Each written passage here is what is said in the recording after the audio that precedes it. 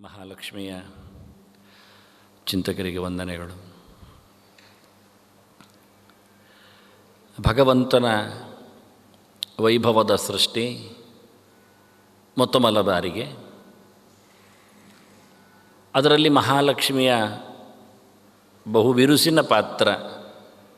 ಅನೇಕ ರೂಪಗಳಲ್ಲಿ ಆಕೆಯೂ ಭಗವಂತನ ಜೊತೆಯಲ್ಲಿ ನಿಂತು ಜಗತ್ತಿನ ಅನೇಕ ಬಗೆಯ ಅನೇಕ ತತ್ವಗಳ ಪ್ರಧಾನ ವಸ್ತುಗಳ ಸೃಷ್ಟಿ. ಹಾಗಾಗಿ ಈ ಶ್ಲೋಕ ವಿದಧಾತಿ ಧಾತ ಅನ್ನುವಂತೆ ಮಹಾಲಕ್ಷ್ಮಿ ಅನುಗ್ರಹಕ್ಕೆ ಪಾತ್ರನಾಗಿ ಬ್ರಹ್ಮಾಂಡದ ಅರಸನೆನಿಸಿ ಚತುರ್ಮುಖ ಎಲ್ಲರಲ್ಲಿನ ಸೃಷ್ಟಿಕರ್ಮವನ್ನು ಚೆನ್ನಾಗಿ ನಡೆಸ್ತಾನೆ ಅಂತ. ಹಾಗಾಗಿ ಇದು ಸೃಷ್ಟಿಶ್ರೀ ಆ ಲೆಕ್ಕದಲ್ಲಿ. ಬೇಕಾದರೆ ಮಾಡುವವನ ಹೆಸರಲ್ಲಿ ಆದರೆ ಧಾತೃಶ್ರೀ, ಇರಲಿ ಸೃಷ್ಟಿಶ್ರೀ. ಯಾಕೆ ಮುಂದೆ ಲಯಶ್ರೀ ಆಗ್ತಾಳೆ ಕರ್ಮಾಂಗದ ನೆಲೆಯಲ್ಲಿ ನೋಡಿಕೊಂಡ್ರೆ. ಎಲ್ಲಿದ್ದಾಳೆ ಮಹಾಲಕ್ಷ್ಮಿ? ಅನೇಕ ರೂಪಗಳ ಬಗ್ಗೆ ಮಾತಾಡಿದೆ.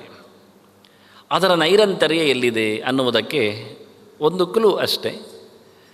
ಈಶ್ವರ ಸಂಹಿತೆಯಲ್ಲಿ ಈ ಸೃಷ್ಟಿಯ ಬಗ್ಗೆ ಕೆಲವು ಮಾತುಗಳನ್ನು ಹೇಳುವಾಗ ಪಂಚರಾತ್ರದ ಅನೇಕ ಸಂಹಿತೆಗಳು ಬಹಳ ದೊಡ್ಡ ಮಟ್ಟಿನಲ್ಲಿ ಸೃಷ್ಟಿಯನ್ನು ಮಾತಾಡಿಸ್ತವೆ.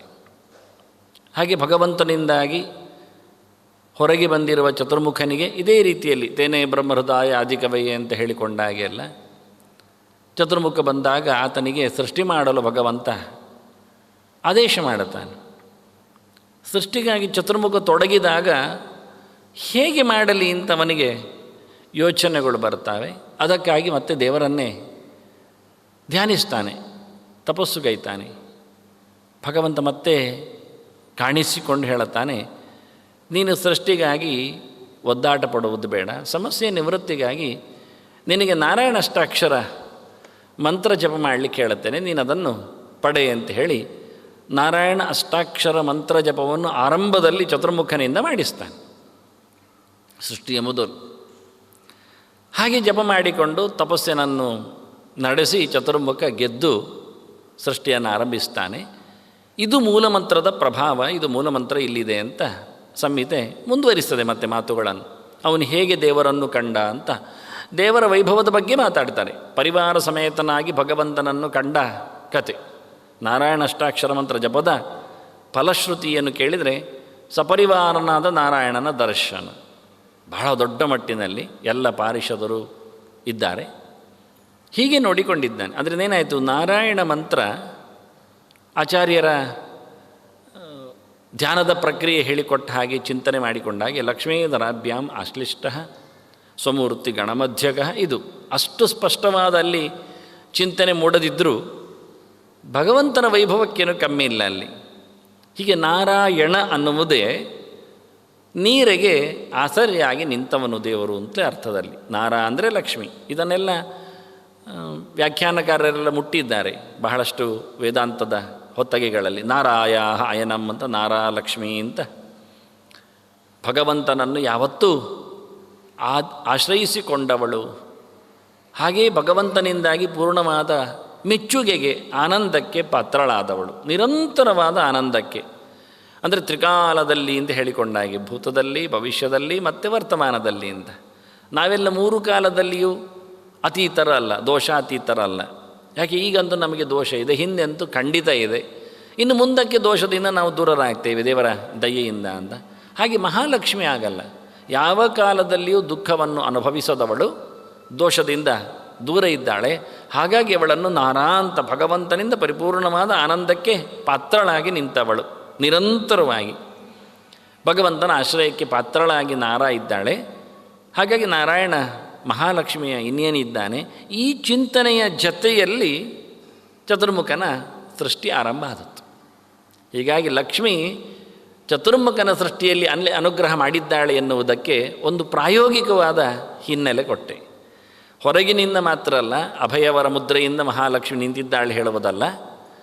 ಪದ್ಮಜನಿಗೆ ಮಂತ್ರವೇ, ನಾರಾಯಣ ಮಂತ್ರವೇ ಮಹಾಲಕ್ಷ್ಮಿಯ ಮತ್ತು ಮಹಾಲಕ್ಷ್ಮಿಯ ಇನ್ನಿಯನ ಅನುಗ್ರಹ ಕೊಡಲಿಕ್ಕೆ ಕಾರಣವಾಗಿತ್ತು. ಹೀಗೆ ಸೃಷ್ಟಿಯ ಹಿನ್ನೆಲೆ.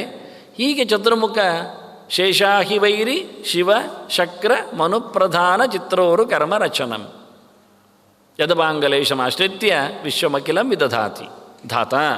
ಚತುರ್ಮುಖನೂ ಪ್ರಾಣನೂ ಸೇರಿಕೊಂಡು.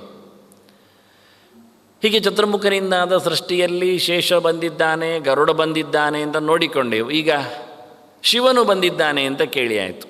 ಇನ್ನು ಶಿವನಿಂದ ಯಾರೆಲ್ಲ ಬಂದಿದ್ದಾರೆ ಅಂತ ನಾವು ಕೇಳಲಿಲ್ಲ. ಶಿವನಿಂದ ಸೃಷ್ಟಿಯಾದ ಲೆಕ್ಕಾಚಾರ, ಅದರಲ್ಲಿಯೂ ಪ್ರಧಾನ ಅಂತ ಇಟ್ಟುಕೊಂಡು ಮಾತಾಡೋದ್ರಲ್ಲಿ ಒಂದು ಸಿದ್ಧಾಂತವನ್ನು ಹೇಳಿದೆ, ಅದನ್ನು ಮತ್ತೆ ಮುಂದುವರಿಸ್ತೇನೆ. ಅವನ ಸೃಷ್ಟಿಯನ್ನು ಹೇಳಿಕೊಳ್ಳುತ್ತೆ.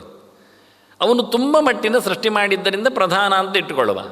ಹೆಚ್ಚು ಜನರ ಸೃಷ್ಟಿಯಲ್ಲಿ, ಹೆಚ್ಚು ಮುಖದ ಸೃಷ್ಟಿಯಲ್ಲಿ ರಾಜಸರ, ತಾಮಸರ, ಸಾತ್ವಿಕರ ಅಂತ ಹೇಳಿಕೊಂಡು ಅನೇಕ ಬಗೆಯ ರೌದ್ರರ, ಘೋರರ, ಮೂಢರ, ಶಾಂತರ ಅಂತ ಹೀಗೆಲ್ಲ ಎಲ್ಲ ರೀತಿಯ ಸೃಷ್ಟಿಯಲ್ಲಿ ರುದ್ರನ ಪಾತ್ರ ಇರಲಿಕ್ಕೆ ಹೋಗಿ ಶಿವ ಪ್ರಧಾನ ಕರ್ಮರಚನಂ ವಿಶ್ವಂ ಅಖಿಲಂ ವಿದಧಾತಿ ಧಾತ. ಶಿವ ಏನು ಮಾಡಿಕೊಂಡ? ಶಿವನು ಸೃಷ್ಟಿ ಮಾಡತಕ್ಕಂಥ ವೈಕಾರಿಕ ಸೃಷ್ಟಿಯು ಬ್ರಹ್ಮದೇವರಿಂದ ಆಗಿತ್ತು, ದೇವತೆಗಳ ರಾಶಿ. ಹಾಗೆಯೇ ಇಂದ್ರಿಯಗಳ ಸೃಷ್ಟಿಯಲ್ಲಿಯೂ ಪ್ರಾಣನ ಪಾತ್ರ ಇತ್ತು. ಪ್ರಾಣ ಸೃಷ್ಟಿ ಮಾಡಿದ್ದಾನೆ, ಪ್ರಾಣ ಪ್ರವೇಶ ಮಾಡಿದ್ದಾನೆ. 10 ರೂಪದ ಪ್ರಾಣನಿಂದ 10 ಇಂದ್ರಿಯಗಳ ವೈಭವ ಇಡೀ ಪಿಂಡಾಂಡದಲ್ಲಿಯೂ ನೆಲೆಗೊಂಡಿದೆ, ಬ್ರಹ್ಮಾಂಡದಲ್ಲಿ ಮಾತ್ರ ಅಲ್ಲದೆ. ಹಾಗಾಗಿ 10 ದೇವತೆಗಳು ಪ್ರಾಣನ ಆಶ್ರಯದಲ್ಲಿ ಕೂತಿದ್ದರು. ಒಂದು ದೊಡ್ಡ ಕಥೆಯೇ ಅದು. ಅದಿನ್ನೊಂದು ದಿನ ಹೇಳುತ್ತೇನೆ ಅದರೊಟ್ಟಿಗೆ ಬಂದಾಗ, ಪ್ರಾಣ ಬಂದಾಗ. ಹಾಗೆ ಮುಂದಕ್ಕೆ ಭೂತಗಳ ಸೃಷ್ಟಿ, ತನ್ಮಾತ್ರಗಳ ಸೃಷ್ಟಿ, ಅದನ್ನು ಶೇಷನು ಮಾಡಿಕೊಟ್ಟಿದ್ದಾನೆ. ಈ 3 ಜನರು ಮಾಡಿದ ಸೃಷ್ಟಿಯನ್ನು ಶಿವ ಸ್ಥೂಲಗೊಳಿಸ್ತಾ ಇದ್ದಾನೆ. ಶೇಷನ ನಂತರದಲ್ಲಿ ಬ್ರಹ್ಮ, ವಾಯು, ಶೇಷರು 3 ಅಹಂಕಾರಗಳ ತತ್ವಗಳ ವಸ್ತುಗಳನ್ನು ನಿರ್ಮಾಣ ಮಾಡಿ ತಂದರೆ ಆ 3ರದ್ದು ಒಟ್ಟು ಸೇರಿಕೊಂಡು ಶಿವ ಸೃಷ್ಟಿ ಮಾಡ್ತಾ ಇದ್ದ. ಶಿವನ ಪ್ರಧಾನ ಸೃಷ್ಟಿ ಆಗಲಿಕ್ಕೆ ಕಾರಣ 3 ಜನರು ಪ್ರತ್ಯೇಕ ಮಾಡಿದ್ದನ್ನು ಒಬ್ಬನೇ ಮಾಡ್ತಾ ಇರೋದು. ಈಗ ಸ್ಥೂಲ ರೂಪದಲ್ಲಿ ಹೊರಗೆ ತರುವ ಮೂಲಕ ತಾನೇ ಪ್ರಧಾನ ಅಂತ ಅನಿಸಿಕೊಳ್ಳುತ್ತಾನೆ. ಪಕ್ಕ ನೋಡಿದವರಿಗೆ ಈಗೆರೆ ಗೊತ್ತಿಲ್ಲದಿದ್ದರೆ ವೈಕಾರಿಕ ಬ್ರಹ್ಮಜಸ್ತು ತೈಜಸಃ ವಾಯುಜಸ್ಮೃತಃ ತಾಮಸಃ ಅನಂತಜಶ್ಚೈವ ಈಗೆರೆ ಒಂದೊಮ್ಮೆ ಗೊತ್ತಿಲ್ಲದೆ ಹೋಗಿದರೆ, ಓ ಭೂತ ಸೃಷ್ಟಿ, ಆನಂತರ ಚತುರ್ಥ ಇಂದ್ರಿಯ ಸರ್ಗ, ಪಂಚಮಃ ಯನ್ ಮಯಮ್ಮನಃ, ಇವೆಲ್ಲ ಸೃಷ್ಟಿಗಳನ್ನು ನೋಡುವಾಗ ಓ ಪೂರ್ತಿ ರುದ್ರರಿಂದ ಹೊರಗೆ ಬಂದಿದೆ ಅಂತ. ಆದರೆ ರುದ್ರನಿಂದ ಬರುವ ಮುಂಚೆ ಪೂರ್ವ ರುದ್ರನಿಂದಲೂ ವಾಯುವಿನಿಂದಲೂ ಬ್ರಹ್ಮನಿಂದಲೂ ಬಂದ ಸೂಕ್ಷ್ಮವನ್ನು ನಾವು ಅರಿತಾಗ ಈ ಶ್ಲೋಕಕ್ಕೆ ಚಂದವಾದ ಅರ್ಥ ಆಗುತ್ತೆ. ಈಗ ಶಿವಪ್ರಧಾನ ಕರ್ಮ ರಚನಂ ಯದಪಾಂಗಲೇಶಂ ಆಶ್ರಿತ್ಯ ಹೇಳಿಕೊಂಡು ವಿದಧಾತಿ ಧಾತ. ಯಾರೆಲ್ಲ ಬಂದರು, ಎಷ್ಟು ಜನ ಆಯಿತು, ಕಥೆ ಏನು ಸಿಕ್ಕಿತು ಅದನ್ನು ಹೇಳಿಲ್ಲ ನಾನು. ಯಾರೆಲ್ಲ ದೇವತೆಗಳಿದ್ದಾರೆ, ಶಕ್ರಾದಿಗಳೆಲ್ಲ ಇಲ್ಲಿ ಬರಬೇಕು ನಮಗೆ. ಇಂದ್ರಾದಿಗಳನ್ನೆಲ್ಲ ನೆಕ್ಸ್ಟ್ ಹತ್ತಿರದಲ್ಲಿ ಶಿವನಿಂದ ಹತ್ತಿರದಲ್ಲಿ ಸೃಷ್ಟಿಯಾದವರು, ಸ್ಕಂದನನ್ನು ಕುಮಾರನನ್ನು ಇಟ್ಟುಕೊಂಡು ಸಮಾನನಾಗಿ ದಿಗ್ವಾತಾರಕ ಪ್ರಚೇತ್ವಶ್ವಿ ವನ್ನೀಂದ್ರೋಪೇಂದ್ರ ಮಿತ್ರಕಾಹ ಅಂತ ಹೇಳೋ ಮೂಲಕ ಅದನ್ನು ಒಟ್ಟು ಮಾಡಿಕೊಳ್ಳಬಹುದು. ಇನ್ನೂ ಅನೇಕರು ಸೇರಿಕೊಳ್ಳುತ್ತಾರೆ. ಕಿವಿ ಬಂದಿದೆ, ಕಿವಿಯ ಜೊತೆಯಲ್ಲಿ ಶಬ್ದ ನಮಗೆ ಸಿಗ್ತದೆ. ಆದರೆ ಅದಕ್ಕೆ ಕಾರಣರಾದ ದೇವತೆಗಳು ದಿಗ್ದೇವತೆಗಳು ಆಯಾ ಕಡೆಯಲ್ಲಿ ನಿಂತವರೇ ನಿಜವಾಗಿ. ಆದರೆ ಅವರಿಗೆಲ್ಲ ಬೇರೆ ಬೇರೆ ಕೆಲಸ ಇರಲಿಕ್ಕೆ ಹೋಗಿ ಅವರು ಇದ್ದಾರೆ. ಆದರೆ ಯಾರೂ ಇಲ್ಲದವರು ಯಾರು ಕೇಳಿದರೆ, ಈಗ ಇಂದ್ರ ಇದ್ದಾನೆ ಹೇಳುವ, ಪೂರ್ವ ದಿಕ್ಕಿನ ಒಡೆಯ. ಇಂದ್ರನಿಗೆ ಬೇರೆ ಕೆಲಸ ಉಂಟು, ಜಾಸ್ತಿ ಉಂಟು, ಹೇಳಿದರೆ ಬಿಡುವುದಿಲ್ಲ. ಆದರೆ ಅವನಿಗಿಂತ ಸಣ್ಣವರಲ್ಲೇ ಅದನ್ನು ನಡೆಸಿಬಿಡ್ತಾನವ. ಹಾಗಾಗಿ ಯಾರು ಸಣ್ಣವರಿದ್ದಾರೆ ಕಿವಿಗೆ ಅಂದರೆ, ಕಿವಿ ಇರುವುದು 2 ನಮಗೆ. ಆ 2 ಕಿವಿ ಇರುವುದು ಉತ್ತರ ದಕ್ಷಿಣದಲ್ಲಿ, ಆಚೆ ಈಚೆ ಬಲ ಎಡದಲ್ಲೇ ಇರೋದು. ಆದ್ದರಿಂದ ಉತ್ತರ ದಕ್ಷಿಣದ ದೇವತೆಗಳು ಪ್ರಧಾನವಾದ ಕೆಲಸ ಮಾಡ್ತಾರೆ ಕಿವಿಗೆ ನಮಗೆ. ಅದು ಉತ್ತರ ದಕ್ಷಿಣ ಯಾಕೆ ಹೇಳ್ತೀರಿ, ಪೂರ್ವಶ್ಚಿಮ ಯಾಕೆ ಆಗಬಾರ್ದು? ನಾವು ಪೂರ್ವಕ್ಕೆ ಮೋರೆ ಹಾಕಿ ಕೂತ್ಕೊಳ್ಬೇಕಲ್ಲ, ಹೌದಲ್ಲ? ಮತ್ತೆ ಹಾಗಾಗಿ ಪೂರ್ವಕ್ಕೆ ಮೋರೆ ಹಾಕಿ ಕೂತ್ಕೊಳ್ಳುವುದನ್ನೇ ಪ್ರಧಾನ ಮಾಡಿಕೊಂಡಾಗ ಎಚ್ಚರ ಆಗುವುದು ಪೂರ್ವದಲ್ಲಿ ಅಲ್ವ, ಸೂರ್ಯ ಉದಯ ಆಗೋದು ಪೂರ್ವಕ್ಕಲ್ವ. ಹಾಗಾಗಿ ನಾವು ಎಚ್ಚರಗೊಂಡು ಹೊರಗೆ ಒಂದೊಮ್ಮೆ ಸ್ವೀಕಾರ ಮಾಡೋದಾದರೆ ಆಹುತಿ ಅಂದರೆ ಸೂರ್ಯಕಿರಣ ಹಾಗಿದ್ದರೆ ಅದು ಪೂರ್ವಕ್ಕಿದ್ದಾಗಲೇ. ಮತ್ತು ಉತ್ತರಕ್ಕೆ ಮೋರೆ ಹಾಕಿಕೊಂಡ್ರೆ ಬೆಳಕನ್ನು ಹೀರಬಹುದು ತಲೆಯ ತುದಿಯಿಂದ, ಆದರೆ ಬಾಯಿಯ ಕಡೆಯಿಂದಲ್ಲ. ಪಂಚೇಂದ್ರಿಯಗಳು ಎದುರಾಗೋದಿಗೆ ಸೂರ್ಯನ ದರ್ಶನ, ಸೂರ್ಯ ಪಾನ, ಸೂರ್ಯ ಗಾಳಿಯ ಸ್ವೀಕಾರ ಸೇವನೆ, ಇವೆಲ್ಲ ಆಗಲಿಕ್ಕೆ ಅಂದರೆ ಸೌರ ಗಾಳಿ ಸೇವನೆ, ಕಿರಣ ಪಾಸಾದಾಗ ಬರುವ ಗಾಳಿ, ಅದು ಅದ್ಭುತವಾದಂತಹ ಚಿಕಿತ್ಸೆಗೆ ಕಾರಣ ಆಗುತ್ತೆ. ಹೀಗಾಗಿ ಎಲ್ಲ ಇಂದ್ರಿಯಗಳು ಇರುವುದು ಎದುರಲ್ಲಿ. ಕಣ್ಣು ಎದುರಿದೆ, ಮೂಗು ಎದುರಿದೆ, ಬಾಯಿ ಎದುರಿದೆ. ಹಾಗಾಗಿ ಇದನ್ನು ಪೂರ್ವದ್ವಾರ ಅಂತ ಕರೆದರೆ ಉತ್ತರ ಮತ್ತು ದಕ್ಷಿಣ ದ್ವಾರ ಕಿವಿ ಆಗುತ್ತೆ. ಅದು ಪೂರ್ವಕ್ಕೆ ತೆರೆದುಕೊಳ್ಳುವುದಿಲ್ಲ ಅಲ್ಲ, ಪೂರ್ವವನ್ನು ಗ್ರಹಿಸುವುದಿಲ್ಲ ಅಲ್ಲ, ಆದರೆ ಇರುವವಿಕೆ ಸ್ಥಾನಮಾನ ಅದನ್ನು ಉತ್ತರ ದಿಕ್ಕಿನ ಮತ್ತು ದಕ್ಷಿಣ ದಿಕ್ಕಿನ ಒಡೆಯ ಮುಖ್ಯನಾಗಿ ಯಮ ದಕ್ಷಿಣಕ್ಕೆ, ಉತ್ತರಕ್ಕೆ ಕುಬೇರ, ಸೋಮನು ಇದ್ದಾನೆ. ಅವನಿಗೆ ಮನಸ್ಸಿನ ಅಧಿಕಾರ ಇದೆ, ಸ್ವಲ್ಪ ದೊಡ್ಡವವ. ಹಾಗಾಗಿ ನೋಡಿಕೊಂಡ್ರೆ ನಾವು ಮುಖ್ಯವಾಗಿ ಇಬ್ಬರನ್ನು ಮಾತಾಡಿಸ್ಬೋದು. ದಿಗ್ದೇವತೆಗಳಲ್ಲಿ ಒಬ್ಬ ಯಮ ಮತ್ತು ಮಗದೊಬ್ಬ ಕುಬೇರ, ದುಡ್ಡಿನ ಒಡೆಯ ಮತ್ತು ಮೃತ್ಯುವಿನ ದೇವತೆ. ಹಾಗಾಗಿ ಮನುಷ್ಯನಿಗೆ ಹೆಚ್ಚು ಕೇಳಲಿಕ್ಕೆ ಸಿಗುವಂತಹ ಸಂಗತಿ ಕಿವಿಯಲ್ಲಿ ಇದುವೆ, ಮತ್ತು ಆಸೆಯೂ ಅದುವೇ. ಕೇಳಬೇಕು ಅಂತ ಮನಸ್ಸು ಪಟ್ಟಾಗಲೂ ಕಿವಿ ಮಾಡುವುದೇನು? ಸಾವು ನೋವಿನ ಕತೆ ವೈರಾಗ್ಯಕ್ಕೆ ಕಾರಣ ಆಗುತ್ತೆ. ಇತ್ತ ಉತ್ತರ ದಿಕ್ಕಿನಲ್ಲಿ ಕೇಳಿದ ದುಡ್ಡಿನ ಚಿಂತೆ, ಇದು ಆಸೆಗೆ ಕಾರಣ ಆಗುತ್ತೆ. ಒಂದು ಕಿವಿಯಲ್ಲಿ ಬೇಕು ಅನಿಸುತ್ತೆ, ಮತ್ತೊಂದು ಕಿವಿಯಲ್ಲಿ ಬೇಡ ಅನಿಸುತ್ತೆ. ಬೇಡ ಅನಿಸಿದ್ರೂ ಅದು ಪುರಾಣ ವೈರಾಗ್ಯದ ಹಾಗೆ, ಶಾಶ್ವತ ಏನು ಬರೋದಿಲ್ಲ. ಬೇಕು ಅನಿಸಿದ್ರೂ ಪಡೆಯುವುದಷ್ಟರ ಮಟ್ಟಿಗೆ, ಅದು ಮುಂದೆ ಹೋಗುವುದಿಲ್ಲ. ಎಷ್ಟು ಬೇಕಾದರೂ ನಜಾತು ಕಾಮ ಕಾಮಾನ ಭೋಗೇನ ಶಾಮ್ಯತಿ ಅಂತ ಬಂದ ಪದಾರ್ಥಗಳೆಲ್ಲ ಒಟ್ಟು ಸೇರಿಕೊಂಡ್ರೂ ನಮಗೆ ಸಾಕು ಅಂತ ಕಾಣುವುದಿಲ್ಲ. ಹೀಗಾಗಿ ಎರಡು ದೇವತೆಗಳು, ದಿಗ್ದೇವತೆಗಳು ಪ್ರಧಾನವಾಗಿ ಇಟ್ಟುಕೊಂಡ್ರೆ ನಾವು ಇನ್ನು ಮುಂದಕ್ಕೆ ವಾತ ಗಾಳಿಗೋಸ್ಕರ ಇರುವವನು, ಪ್ರವಾಹ ವಾಯು ಮುಖ್ಯವಾಗಿ ದಿಗ್ವಾತ, ಅರ್ಕ ಮತ್ತು ದರ್ಶನಕ್ಕೆ ಕಣ್ಣಿನಲ್ಲಿ ಬರುವವನು, ಸ್ಪರ್ಶೇಂದ್ರಿಯಕ್ಕೆ ಪ್ರವಾಹ ಇದ್ದರೆ ಕಣ್ಣಿಗೆ ಪ್ರಧಾನನಾಗಿ ಕಾಣಲಿಕ್ಕೆ ಮಾಡುವವನು ಸೂರ್ಯ. ಇನ್ನೊಂದು ಕಣ್ಣಿಗೆ ಚಂದ್ರ ಇರ್ಬೋದು, ಇರುವುದಿಲ್ಲ ಅಲ್ಲ, ಅಥವಾ ರಾತ್ರಿ ಹೊತ್ತಿನಲ್ಲಿ ಚಂದ್ರ, ಹಗಲೊತ್ತಿನಲ್ಲಿ ಸೂರ್ಯನೂ ಆಗ್ಬೋದು, ಅಹೋರಾತ್ರಿ ನೆಲೆಯಲ್ಲಿ.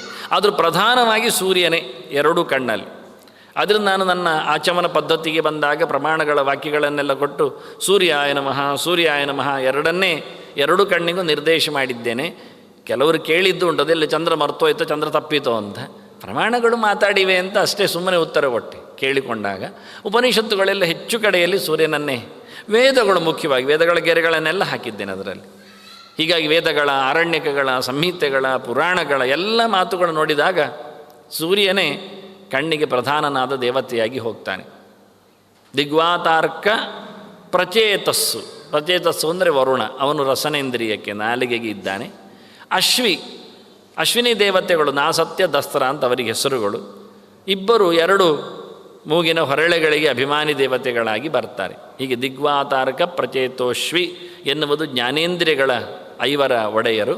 ಇವರು ಸೃಷ್ಟಿಗೆ ಬಂದರು ಶಿವನಿಂದ. ಮತ್ತೆ ನೋಡಿಕೊಂಡಾಗ ವನ್ನೀಂದ್ರೋಪೇಂದ್ರ ಮಿತ್ರಕಾಹ ಅಂತ ವಾಕ್ ಪಾಣಿ ಪಾದ ಪಾಯು ಉಪಸ್ಥ ಎನ್ನತಕ್ಕಂತಹ ಪಂಚ ಕರ್ಮೇಂದ್ರಿಯಗಳಿಗೆ ವನ್ನಿ ಇದ್ದಾನೆ, ವಾಗಭಿಮಾನಿಯಾಗಿ ಬಂದಿದ್ದಾನೆ. ಮಾತಿನ ರಸ ಅಗ್ನಿ, ಪ್ರಧಾನ ಅಗ್ನಿ ಇದ್ದಾನೆ ಅದರಲ್ಲಿ. ಮತ್ತೆ ವನ್ನಿ, ಆನಂತರ ಇಂದ್ರ ಪಾಣಿ ದೇವತೆಯಾಗಿ, ಕೈಯ ದೇವತೆಯಾಗಿ ಕೆಲಸ ಮಾಡಿಸುವಲ್ಲಿ, ಒಳ್ಳೆ ರೀತಿಯಿಂದ ಬೇಕಾದಷ್ಟು ಪ್ರಯತ್ನವನ್ನು ನಡೆಸಿಕೊಡುವಲ್ಲಿ ಇಂದ್ರ ಇದ್ದಾನೆ. ಎಲ್ಲ ಇಂದ್ರಿಯಗಳ ಒಡೆಯನಾಗಿ ನಿಂತಿದ್ದಾನೆ ಅವನು. ಮತ್ತೆ ಅಂದರೆ ಎಲ್ಲದಕ್ಕೂ ಕೈ ಮುಂದೆ ಅಂತ ಹೇಳಲಿಕ್ಕೆ ಗೊತ್ತಾಗುತ್ತೆ. ಹೇಗೆ ಕೈ ಮುಂದೆ ಯಾಕೆ ಅಂದರೆ ಅವನು ಹೆಚ್ಚು ಆಸಕ್ತನು ಮತ್ತು ಪ್ರಧಾನನು. ಮತ್ತು ಕೈ ಮುಂದೆ ಮಾಡಿದಿದ್ರು ಬಾಯಲ್ಲಿ ಆದರೂ ಹೇಳ್ತೇವೆ ಒಂದು ಕೈ ನೋಡಿಕೊಳ್ಳುತ್ತೇನೆ ಅಂತ, ಅಂದರೆ ಕೈ ಅಂತ ನೋಡಿಕೊಳ್ಳುವುದು, ಅಂದರೆ ಕೈಯನ್ನೇ ಗುರುತಿಸ್ತಾ. ಬನ್ನಂಜಿಯವರು ಉದಾಹರಣೆ ಕೊಡುವಾಗ ಹೇಳ್ತಿದ್ರು ನಮಗೆ, ಬೆಟ್ಟ ಹತ್ತಲಿಕ್ಕೆ ಉಂಟು ಅಂತ ಹೇಳಿದಾಗ, ತಿರುಪತಿ ಬೆಟ್ಟವೋ ಮತ್ತು ಇನ್ನಿಯೋ ಬೆಟ್ಟವೋ ಹತ್ತಲಿಕ್ಕೆ ಉಂಟು ಹೇಳಿದಾಗ, ನನ್ನ ಕೈಯಿಂದ ಆಗಲ್ಲಪ್ಪ ಅಂತಾರೆ ಅಂತ. ಕೈಯಿಂದ ಯಾಕೆ ಹತ್ತಬೇಕ್ರಿ, ಕಾಲಿಂದ ಹತ್ಕೊಳ್ರಿ ಹೇಳಲಿಕ್ಕೆ ಇಷ್ಟಪಡ್ತಾರೆ ಜನ. ಹಾಗೆ ಯಾವುದೇ ಸಂಗತಿ, ಪ್ರವಚನವೇ ಬೇಕಾದರೆ ಇರಲಿ, ತುಂಬ ಕಷ್ಟ ಉಂಟ್ರಿ, ನಮ್ಮ ಕೈಯಿಂದ ಕೇಳೋದು ಕಷ್ಟ, ಕೈಯಿಂದ ಯಾಕೆ ಕೇಳೋದು, ಕಿವಿಯಿಂದ ಅಲ್ವಾ ಅಂತ ಗೊತ್ತಾಗುವುದಿಲ್ಲ. ಹೇಳುವಾಗ ನಡೆದೋಗುತ್ತೆ ಭಾಷೆ, ಆದರೆ ವಾಸ್ತವವಾಗಿ ಕೈ ಹೇಳುವ ಕತೆ ಸರ್ವೇಂದ್ರಿಯಗಳ ಪ್ರಧಾನ. ಆದ್ದರಿಂದ ಉಪಲಕ್ಷಣಯ. ಕಿವಿಯನ್ನು ಕೈಯಲ್ಲಿ ಹೇಳಲಿಕ್ಕಾಗತ್ತೆ, ಕಾಲನ್ನು ಕೈಯಲ್ಲಿ ಹೇಳಲಿಕ್ಕಾಗತ್ತೆ, ಎಲ್ಲ ಇಂದ್ರಿಯಗಳ ಬಗ್ಗೆಗೂ ಇದು ಮುಂದಿನ ಅರ್ಥದಲ್ಲಿ ಬಂದದ್ದು. ಎಲ್ಲ ಇಂದ್ರಿಯಗಳಿಗೂ ಪರವಾಗಿ ನಾವು ಕೈಯನ್ನು ಗುರುತಿಸಲಿಕ್ಕೆ ಬರುತ್ತೆ. ಕೆಲಸ ಮಾಡುವುದಿಲ್ಲ, ಕಿವಿ ಕೆಲಸ ಕೈ ಮಾಡುವುದಿಲ್ಲ, ಆದರೆ ಹೇಳಲಿಕ್ಕೆ ಬರುತ್ತೆ. ಹಾಗಾಗಿ ಎಲ್ಲ ಒಡೆಯರಾದ ರುದ್ರನ ನಂತರದ ಶಕ್ತಿ ಅದು ಇಂದ್ರ. ಅದನ್ನು ಕೈಗೆ ಕೊಟ್ಟವನು ದೇವರು. ಎಲ್ಲವನ್ನೂ ನಡೆಸಲಿಕ್ಕಾಗಲಿಕ್ಕಿರುವಂತೆ ಕೈಯಿಂದ ಪ್ರತೀಕಗಳ ಆರಾಧನೆ ಮಾಡಲಿಕ್ಕಾಗತ್ತೆ, ಕೈಯಿಂದ ಲೇಖನಗಳ ಸಮಾರಾಧನೆ ನಡೆಯುತ್ತೆ, ಕೈಯಿಂದ ಯಜ್ಞಗಳು ಆಗ್ತವೆ, ಆಹುತಿಗಳ ಪ್ರಧಾನ ಆಗ್ತದೆ. ನೋಡಿ, ಕೈ ದಕ್ಷಿಣ ಪಾರಗಕ್ಕರಹ ಅಂತ ಪ್ರಧಾನವಾದ ಒಂದು ಬಲಕೈಯನ್ನು ಇಟ್ಟುಕೊಂಡ್ರೆ ದೊಡ್ಡ ಮಟ್ಟಿನ ಆಚಾರ್ಯರು ಒಂದು ಗೆರೆ ನೆನಪಾಗುತ್ತೆ. ಹೇಳಬೇಕು ನಾನು, ಕೃಷ್ಣಾಮೃತ ಮಹಾರಣವ ಅಂದರೆ ನನಗೆ ತುಂಬ ಇಷ್ಟ. ಅಲ್ಲಿ ಬಗೆದಷ್ಟು ಬೊಗಸೆಯ ಅಮೃತವನ್ನು ಪಡಿಲಿಕ್ಕೆ ಬರುತ್ತೆ ಅಂತ ನನ್ನ ಅನುಭವ. ಅವ್ರು ಹೇಳಿದ, ಸಾಲಗ್ರಾಮ ಶಿಲಾಸ್ಪರ್ಶಂ ಏಕುರುವಂತಿ ದಿನೇ ದಿನೇ ವಾಂಚಂತಿ ಕರಸಂಸ್ಪರ್ಶಂ ದೇವ ಅಪಿ ಸವಾಸವ. ಗೆರೆ ಮಾತಾಡಿಸಿದರೆ ತುಂಬ ಖುಷಿ ಇರುತ್ತೆ. ಯಾರು ಪ್ರತಿನಿತ್ಯ ನಿತ್ಯ ವ್ಯಕ್ತವಾದ ಭಗವಂತನ ಪ್ರತೀಕ ಅನಿಸಿಕೊಂಡ ಸಾಳಗ್ರಾಮವನ್ನು ಮುಟ್ಟಿಕೊಂಡು ಪೂಜಿಸಿಕೊಂಡು ಅದರ ಆರಾಧನೆ ನಡೆಸಿಕೊಂಡು ಬರ್ತಾನೆ, ಅಂಥವನ ಕೈಗೆ ಮುಟ್ಲಿಕ್ಕೆ ಶೇಕ್ ಹ್ಯಾಂಡ್ ಅಂತೇವಲ್ಲ ನಾವು, ಕರಸ್ಪರ್ಶ, ಅದು ಮಾಡಲಿಕ್ಕೆ ಇಂದ್ರಾದಿ ದೇವತೆಗಳು ಕಾಯ್ತಾರಂತೆ. ಕೈಯಲ್ಲಿ ನಿಂತು ಕೆಲಸ ಮಾಡಿಸಿದೆ ಇಂದ್ರ, ನರತೆ ತ್ವತ್ಕ್ರಿಯತೆ ಅಂತ.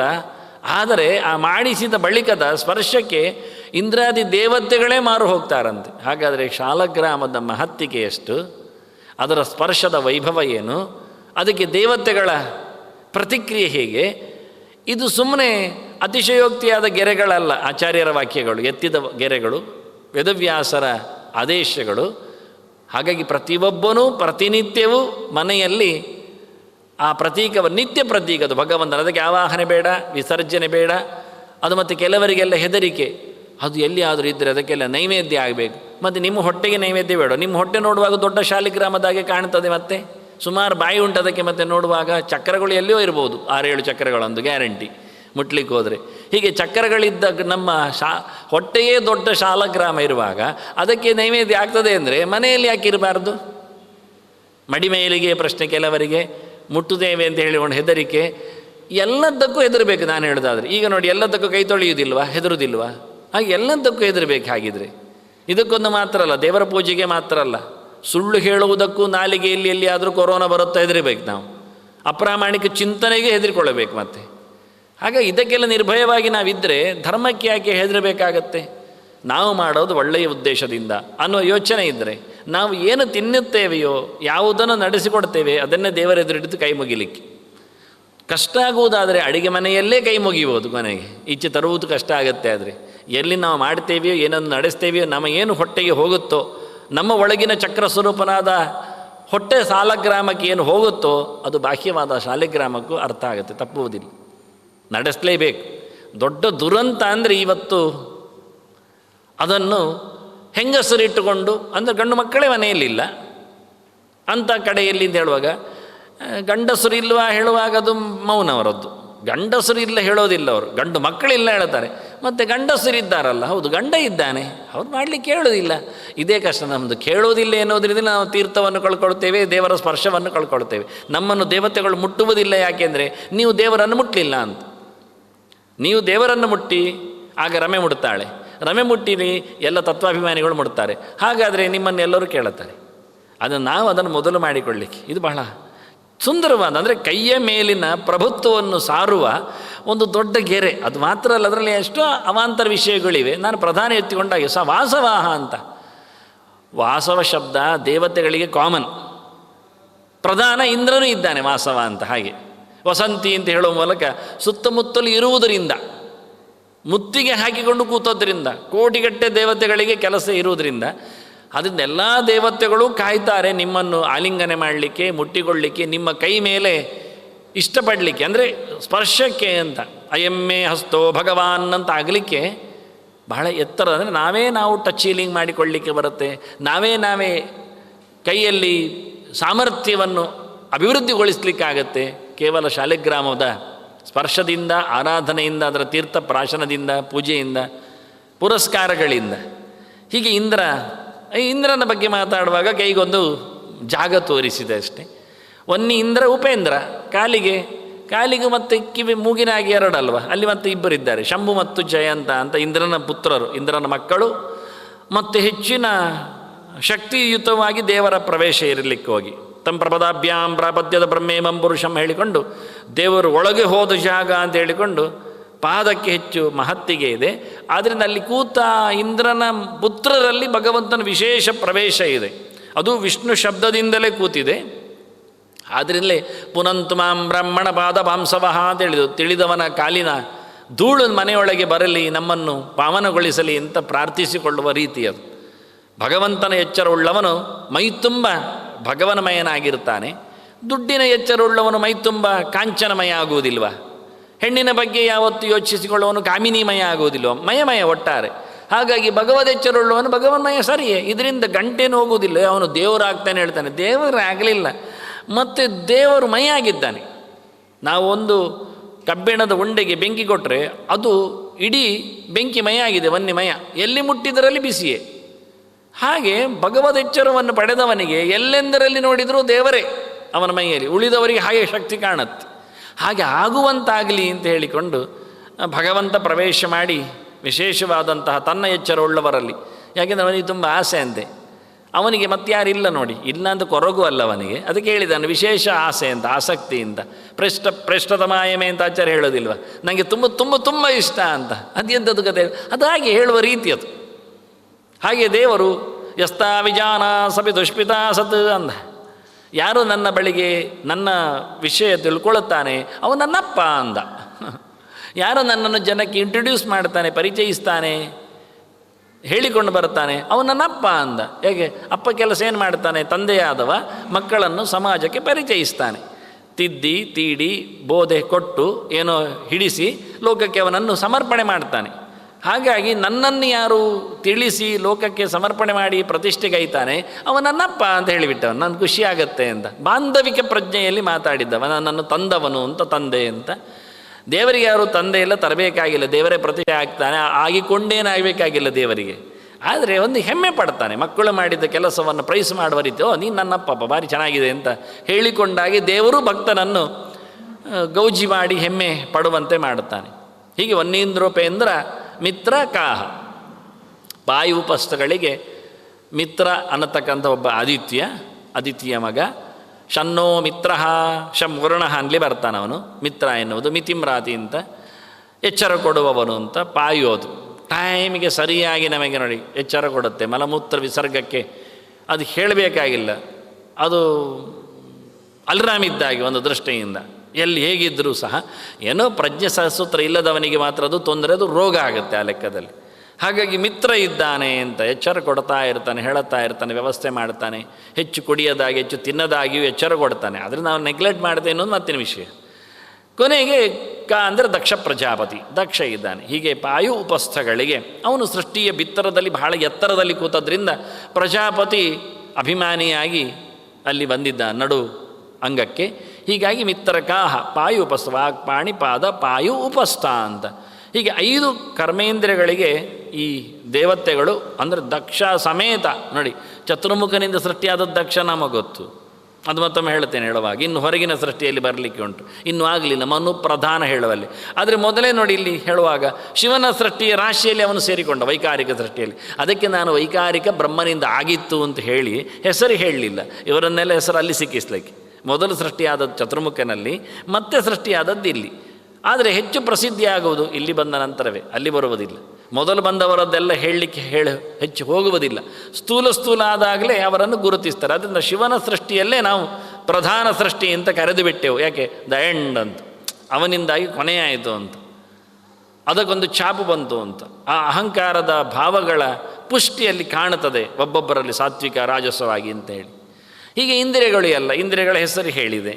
ಇಂದ್ರಿಯಗಳ ಜೊತೆಯಲ್ಲಿ ಭೂತಗಳು, ಮತ್ತು ಪಂಚಭೂತಗಳು, ತನ್ಮಾತ್ರೆಗಳು, ಅದೆಲ್ಲ ಶಬ್ದ ಸ್ಪರ್ಶ ರೂಪ ರಸಗಂಧಗಳು, ಮತ್ತು ಆಕಾಶ ಗಾಳಿ, ಆಕಾಶಾದ್ ವಾಯು, ವಾಯೋರಗ್ನಿ, ಅಗ್ನೇರಾಪಃ ಅದ್ಯ ಪೃಥ್ವಿ ಅಂತ ಒಂದರ ನಂತರದಲ್ಲಿ ಬಂದದ್ದು. ಹಾಗೆ ಅದರದ್ದು ಗುಣಗಳು ಸಹ ಹಾಗೆ ಅಭಿವ್ಯಕ್ತಿಗೊಂಡಿವೆ.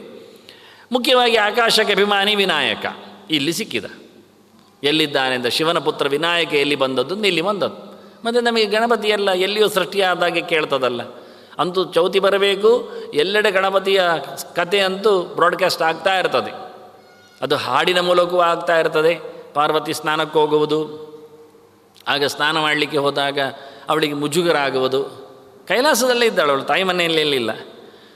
ಕೊನೆಗೆ ಯಾರನ್ನಾದರೂ ಕಾವಲುಗಾರನನ್ನಾಗಿಸಬೇಕು ಅಂತೇಳಿ ಇಷ್ಟಪಡುವುದು. ಕೊನೆಗೆ ಮೈಯಲ್ಲಿಯೇ ತನ್ನದ್ದು ಒಂದಿಷ್ಟು ಮಣ್ಣನ್ನೆಲ್ಲ ರಾಶಿ ಹಾಕಿಕೊಂಡು ಒಂದು ಮೂರ್ತಿ ಮಾಡಿ ಅದಕ್ಕೊಂದು ಜೀವ ತುಂಬಿಸಿ, ಜೀವಕಳೆ ಕೊಟ್ಟು, ನೀನು ಕಾಯಬೇಕು, ಯಾರಾದರೂ ಒಂದು ಬಿಡಲಿಕ್ಕಿಲ್ಲ, ನಾನು ಸ್ನಾನ ಮಾಡಲಿಕ್ಕೆ ಉಂಟು ಅಂತ. ಎಷ್ಟು ಚಂದವಾದಂತಹ ಕತೆ. ಅಷ್ಟೊತ್ತಿಗೆ ಶಿವಪ್ಪ ಬಂದೇ ಬಿಟ್ಟ. ಬಂದವನೇ ಗದರಿಸಿದ, ಯಾರಯ್ಯ ನೀನು, ಒಳಗೆ ಬಿಡುವುದಿಲ್ಲ, ತಡೆದದ್ದೇನು ಅಂತ.